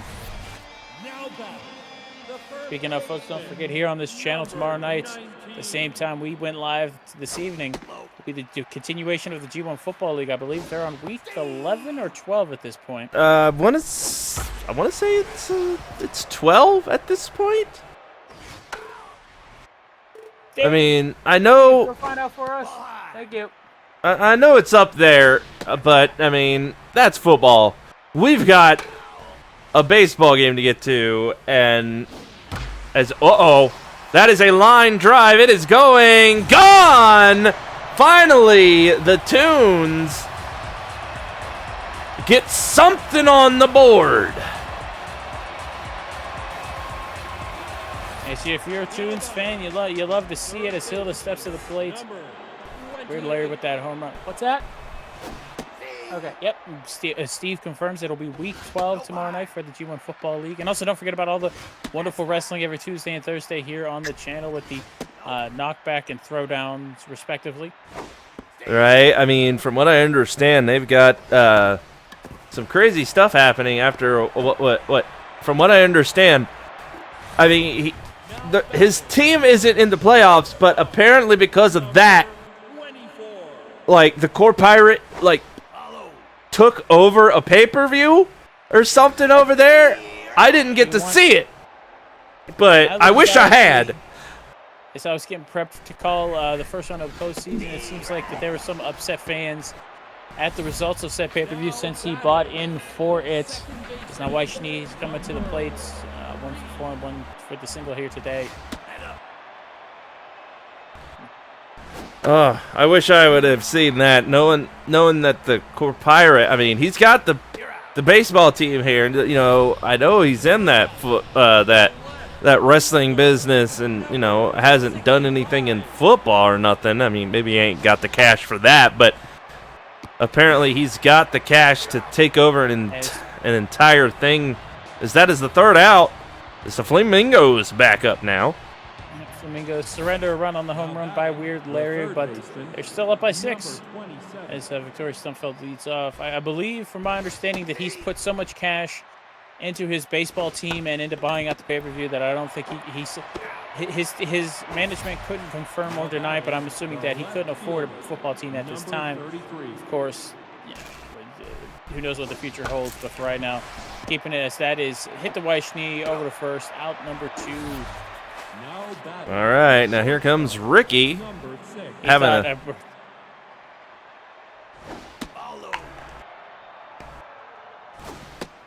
Of course, the core pirate thought that he was buying the best team he could find, but of course, that team fell apart at the end of the season, missing the playoffs big time. Right? I mean, you never know. Maybe if he was around more or something. I mean, because he was there for the end. I mean, he got his team on. I mean, we played that game.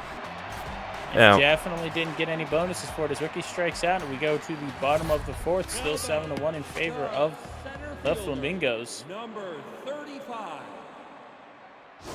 Inside. Remember getting an end-of-the-year bonus, but I'm not sure why I got it. Season hasn't officially ended yet that week. I mean, well, for a lot of people, the season ends, you know, when the playoffs get here, except for, obviously, we've seen these few teams still playing because they're playing for the big championship, which will be here probably before you know it. But look at that, Window Birds trying to throw it back to first real quick for a double play, but not happening, not this time.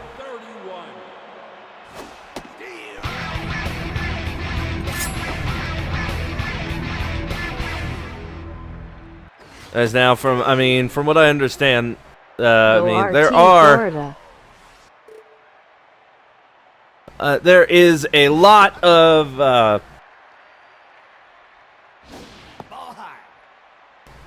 fanfare for somebody like the Flamingos, you know, this Florida team, but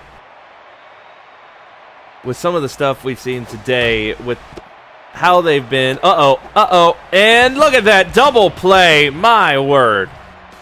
Indeed, this game going quickly, as that is a double play to end the 4th. We go to the top of the 5th, still 7-1. The second baseman, number 42.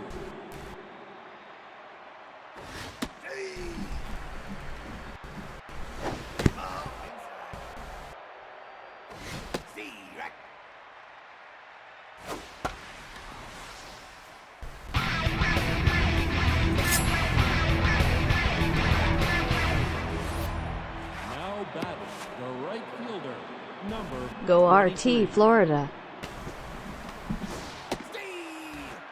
As I gotta say, I mean, if you're a fan of this RT Florida Flamingo team, I mean, you've got to be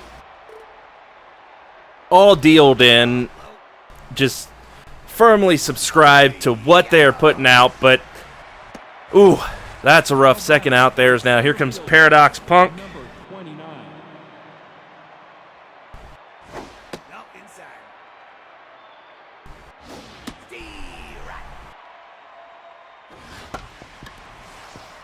That looks to be the final out. It is of the top of the 5th here.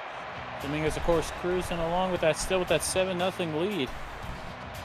Right. I mean, unless the tunes can shape up, as now we've got Julian Chase stepping aside, Jody Brennan coming in here.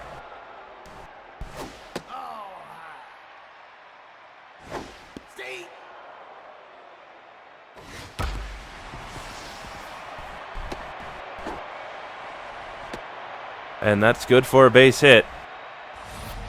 Now batting, the first baseman, number 19.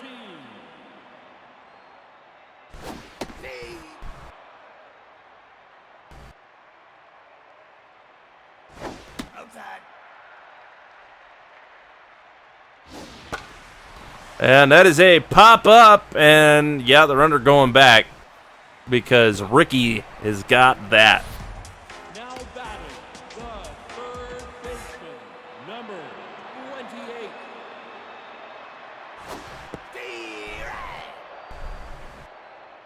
Outside.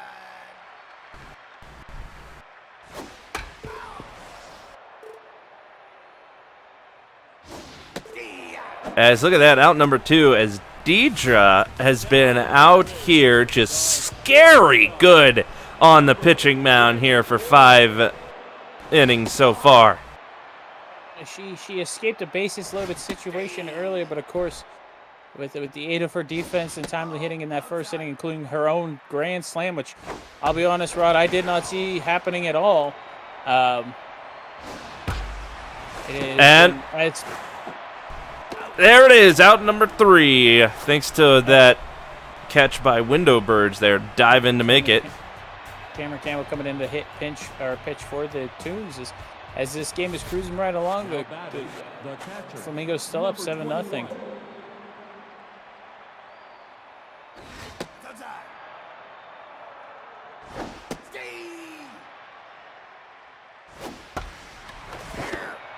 There's a And- fair ball. woo! Weird Larry gets it and gets it over to Cameron Campbell for the first out, barely able to beat up. As you see there, folks, and something we did not expect in this game was the pitcher Deidre for the Flamingos hitting a home run and let it alone be a grand slam in that top of the Right. first. I mean, Really, I don't want to say put this game out of reach for the Flamingos and the Tunes, but you know. I mean, she's the reason, but I mean, she strikes out here, and the pitcher is very happy about that. I mean, but still, I mean, how happy can you be when you are down by 6? Well, you figure the Tunes wanted to close this series, advance to the second round, but the Flamingos definitely had a ton of fight left in them as they're up here 7-1. As that is a walk to not X-Ray, who led this game off with a double and set the tone early as Victoria Stump fell 0 for 2, but had a walk back in the first inning. And that is a hit. Advances the runner to second. We got first and second with 2 outs here. Now batting, the Sal left Benza. fielder, number 30. Looking to get on the board in the hit column here today. Ball outside. Go by. Steve. And oh, that's a pop up, but yeah, Shortstop is underneath it, and that indeed is out number 3. Dutchman makes the catch.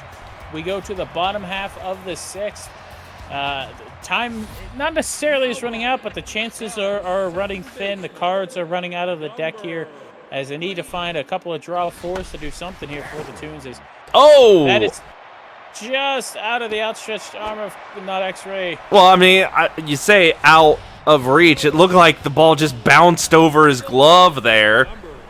But, I mean, either way, that is a good, solid base hit to start things here in the bottom of the 6th for the Tunes that that Florida is now going to have to deal with. That is a pop-up and an out. Ricky over at shortstop. Yeah, one thing that of note, the Flamingos have had Ricky, instead of playing at first base like during the regular season, they've had him at shortstop. It's been interesting to see, and I'm surprised they're still going with it, but it seems to be working for them here. Right? I mean, sometimes a little change doesn't hurt, and it'll also throw off your opponents, which, I mean, That's outside. And this game at least has done. yeah. You're out. That is out number 2. The strikeout is recorded. Now Blake Belladonna looking to get another hit, maybe get the runner over to third. And look at that, Connie Windowbirds snatching that one for out number 3. We go into the 7th, and Ricky immediately up first for the Flamingos. Indeed, Ricky leading off here, 1 for 2 today with a single and a walk. Ricky, of course, who was held hitless in the first matchup between these two teams, has at least got a hit and a walk here, has gone on base a couple of times today. A reversal of fortunes, if you will. Right, and thoroughly what's surprising is he hasn't been able to hit that ball very far compared to him just smacking the guts out of the ball whenever he got contact during the regular season. Indeed, it was like he was hitting a beach ball with a tennis racket. It was anywhere it was thrown, he was able to hit it. Of course, Ricky, our player of the year in the G1 Baseball League. That is over the head of Chalmers and out to the wall, as that'll be a double. Now batting, the right fielder. Ricky led the league in home runs and runs batted in, but unfortunately was not able to take the batting average title away from Lena of the Game Day Griffins. And now Stumpfeld goes foul.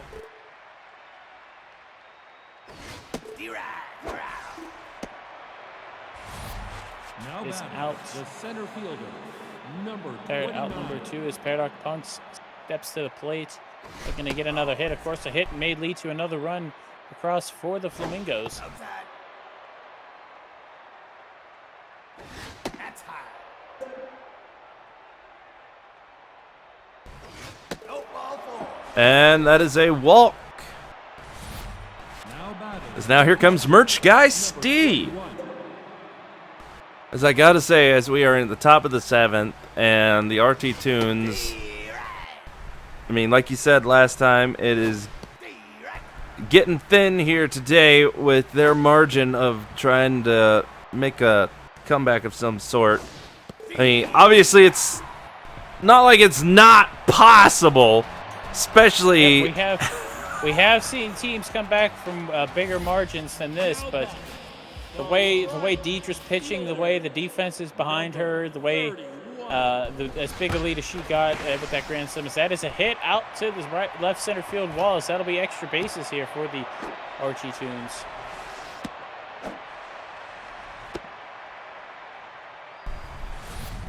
Now batting, the pitcher. Now batting, number 7. Cameron Campbell coming out, Ruby Rose coming in to pinch hit, and of course Deidre coming out.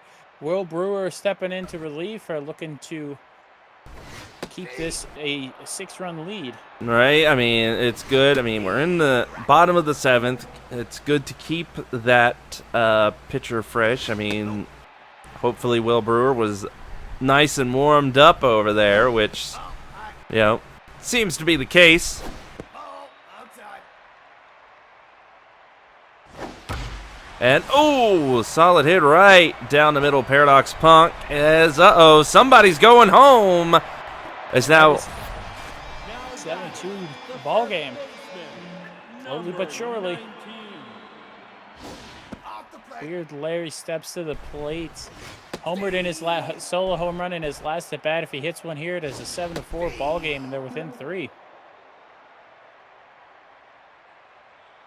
Of course, the Flamingos are going to be looking to induce a double play with this pitch.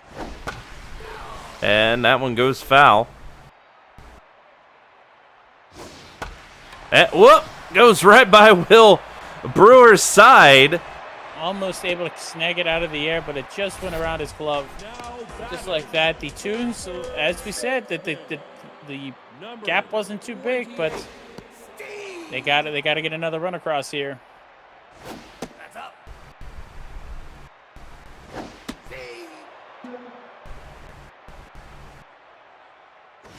Steve. And that is out number 1. An important out is now a double play will put this inning over with for Will Brewer and the Flamingos.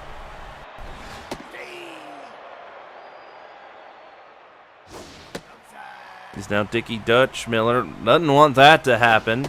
I mean, sitting on all zeros there while at bat, so... And look at that! Out number 2. Another important strikeout as Weiss Janine steps to play 2 for 3 with a couple of singles here today. That is an important out there. Is now there's no sacrifice fly. This is a hit to any defender, and it is end of the inning here.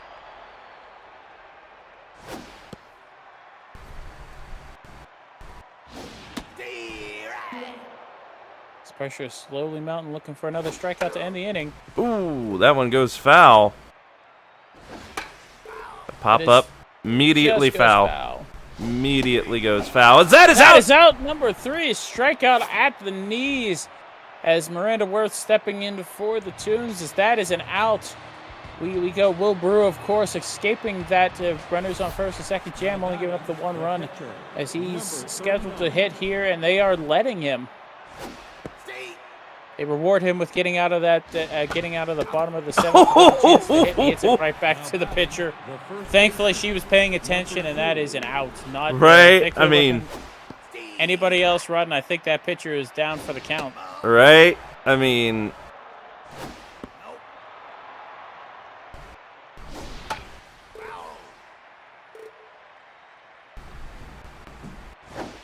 Oh, that's another ball. We're all lit up with 1 out and a pop up. It's going foul, but they're under it. Going to be out number 2. Now batting, the third baseman, number. Now Victoria Stumfeld coming up.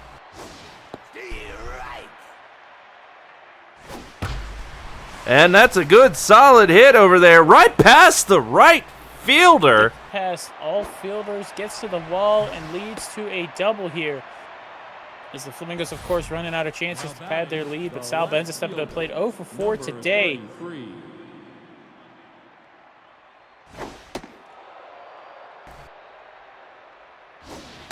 Oh, apparently they're going to walk him. They're afraid of Sal.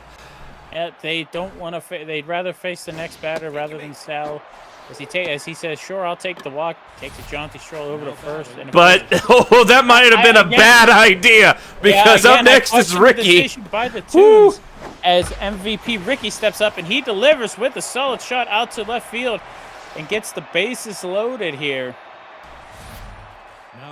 For Connie Windowbirds, who's 2 for 3, a double, a single at RBI, and also was beamed by a pitch earlier in the game.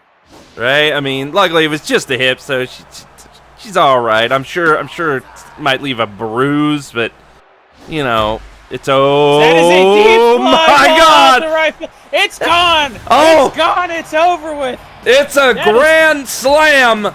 The second grand slam for the Flamingos. 409 feet for Windowbirds, their first home run of the postseason, and 4 RBIs to boot on that play. And just like that, the Flamingos put the exclamation point on this game as Dirty Kevin comes in to relieve Miranda Worth. And that, I mean, I don't want to say that's going to do it, but that is the stamp on the end of this game at this point. Right. As John Stumpfeld steps in to hit.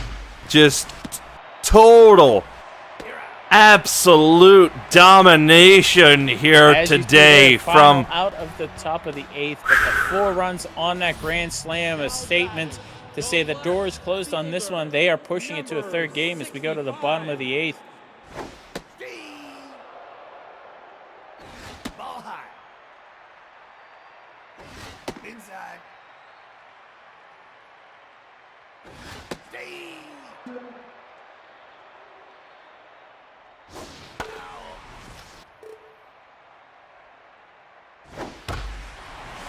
That is a blooped in, but it stays in the air just long enough for Paradox Punk to make the catch and the out as Cornelius Chalmers steps up 1 for 3 today. Will Brewer has intensely calmed down after giving up a few hits in his first few batters he faced. Is looking for another strikeout here. Doesn't get the strikeout, but gets the ground out. Ricky over there it is for the second out. They're trying to end this real quick. Woo! Now, as this game was looking like it was going to be a close one, the Flamingos said, "No, we got this," and are just dominating as the wind has been taken out of the stadium and the energy has dropped immensely. As that is out number 3. Will Brewer comes through with another strikeout. We go to the top of the 9th. Paradox Punk leading off for the Flamingos as The Tunes need to make this a 1-2-3 inning if they're going to have any kind of chance. The deficit went from 5 to 9, and it is looking like this game is over. As that is caught by Rusty Bonjour out there in left field for the first out. Number 21. Merch guy Steve stepping up 0 for 2 today, but a couple of walks. That's There's a pop high up. fly ball, but that's going to be in the field as it looks like Cornelius Chalmers is under for the second out. Let's see if they let Will pitch the ninth inning or if they pinch hit for him here. And they pinch hit. Logan coming in to Right. pinch hit for Wilbur, who did an outstanding job in relief. But I got to say, I mean, this is over, Jim. I mean, 11-2. I mean, they're going to come up to bat, and I'm sure they're going to swing at some pitches, but I mean, whoa, that's a walk with that wild pitch there. Number 2. But, I mean, come on, 2 grand slams in one game. That is the final out. Yep. That first grand slam was the first nail, and the second grand slam as Camilla comes in relief to put this game out of it. That second grand slam was the final nail in the coffin for game number 2 between these two teams. All right, now Camilla coming up here, looking to end this game, and the Flamingos can go back to their hotel happy, as they will be back next week with Game 3. Next week we will have a Game 3 matchup between the Hunters and the Grapplers, as well as that is a walk for the Tunes between the Hunters and the Grapplers, and a Game 3 matchup between these two teams here, the Tunes and the Flamingos, as Jake Stonewall coming in to pinch hit. Ball outside. Ball low. And that, I mean, solid contact on that, but goes foul. Ball inside. That is a high pop-up out to shallow center field. Connie Wendell-Birds gets under it and gets the first out here, as now as Weird Larry, who has the home run, who has the solo home run earlier in the game, is going to be looking to repeat that success here. But of course, a double play will end this game. Ball inside. As if you're the Tunes, if you're the RT Tunes, you just got to go back to the drawing board for Game 3. Essentially hit the reset button. A couple of positive things came out of this for them, but at the end of the day, this game is essentially a wash, and might as well just forget about it. I mean, they at this point the Tunes, I mean, they won that first game, and it was a close game last week. But this game has just showed the overwhelming power and ferocity that the Flamingos have shown all season. As Not X-Ray almost makes the play, and it's not able to get it over to first, and that is safe as Dickie Dutch Miller steps in. I mean, the Flamingos, as Camilla comes out, Joe Starr coming in to close it for the Flamingos. The Flamingos came out with a purpose today, looking for a statement win, as that should be it. Right, I mean, and if at this point, obviously the Flamingos win, but as we look at the scoreboard here, at this point, if I was the Tunes, next week, I would either be really scared or really rethink my offense and defense, because look at this. In the first inning, a big grand slam from the picture, mind you. Deidre just wailed that ball. Deidre hadn't thrown a pitch, and she was in the lead by 7 at that point.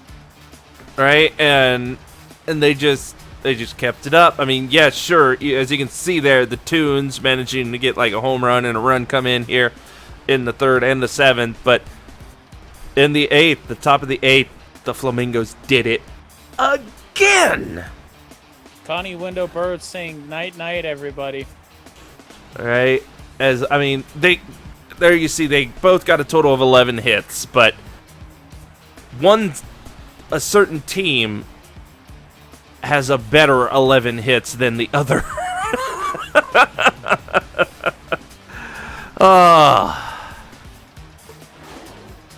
As here we go. There you see the Tunes. They had a lot of substitutions, as you can see. A few more than the Flamingos because, well, they had to. They from the get-go, they were down, right? And they had to throw everything and the kitchen sink to try and get what they had here at the end of this game.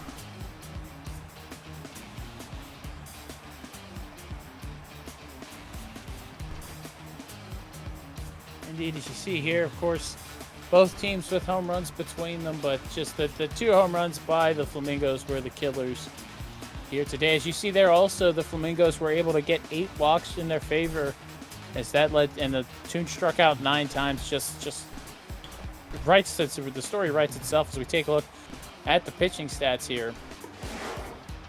As you see there, Deidre, of course, solid, a quality start at 6 innings, 9 hits, 2 runs. 5 strikeouts, of course, gave up that solo home run, but it really didn't matter at that point as she hit that grand slam at the top of the first. Right, and I'm going to say this as we are going to go into the MVPs.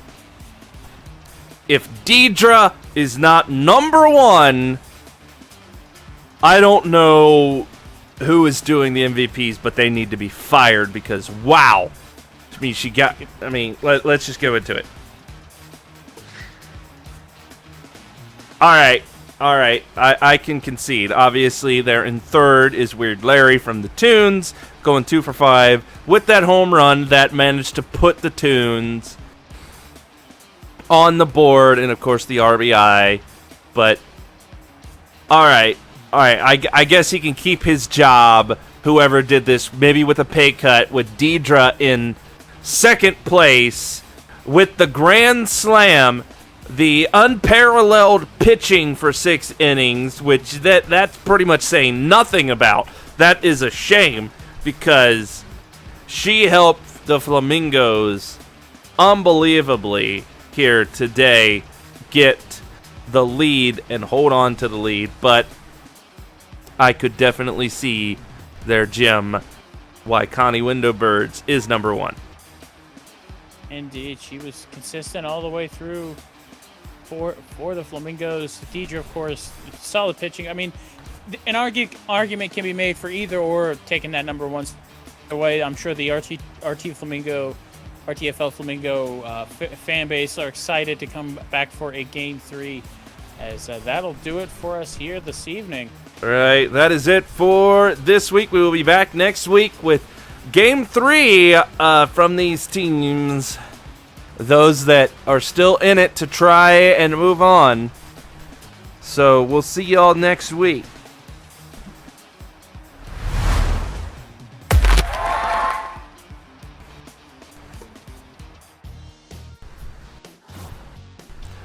My God. Right? That game.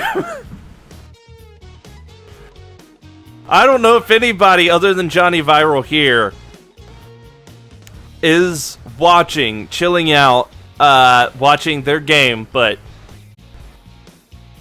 y'all fucking too good.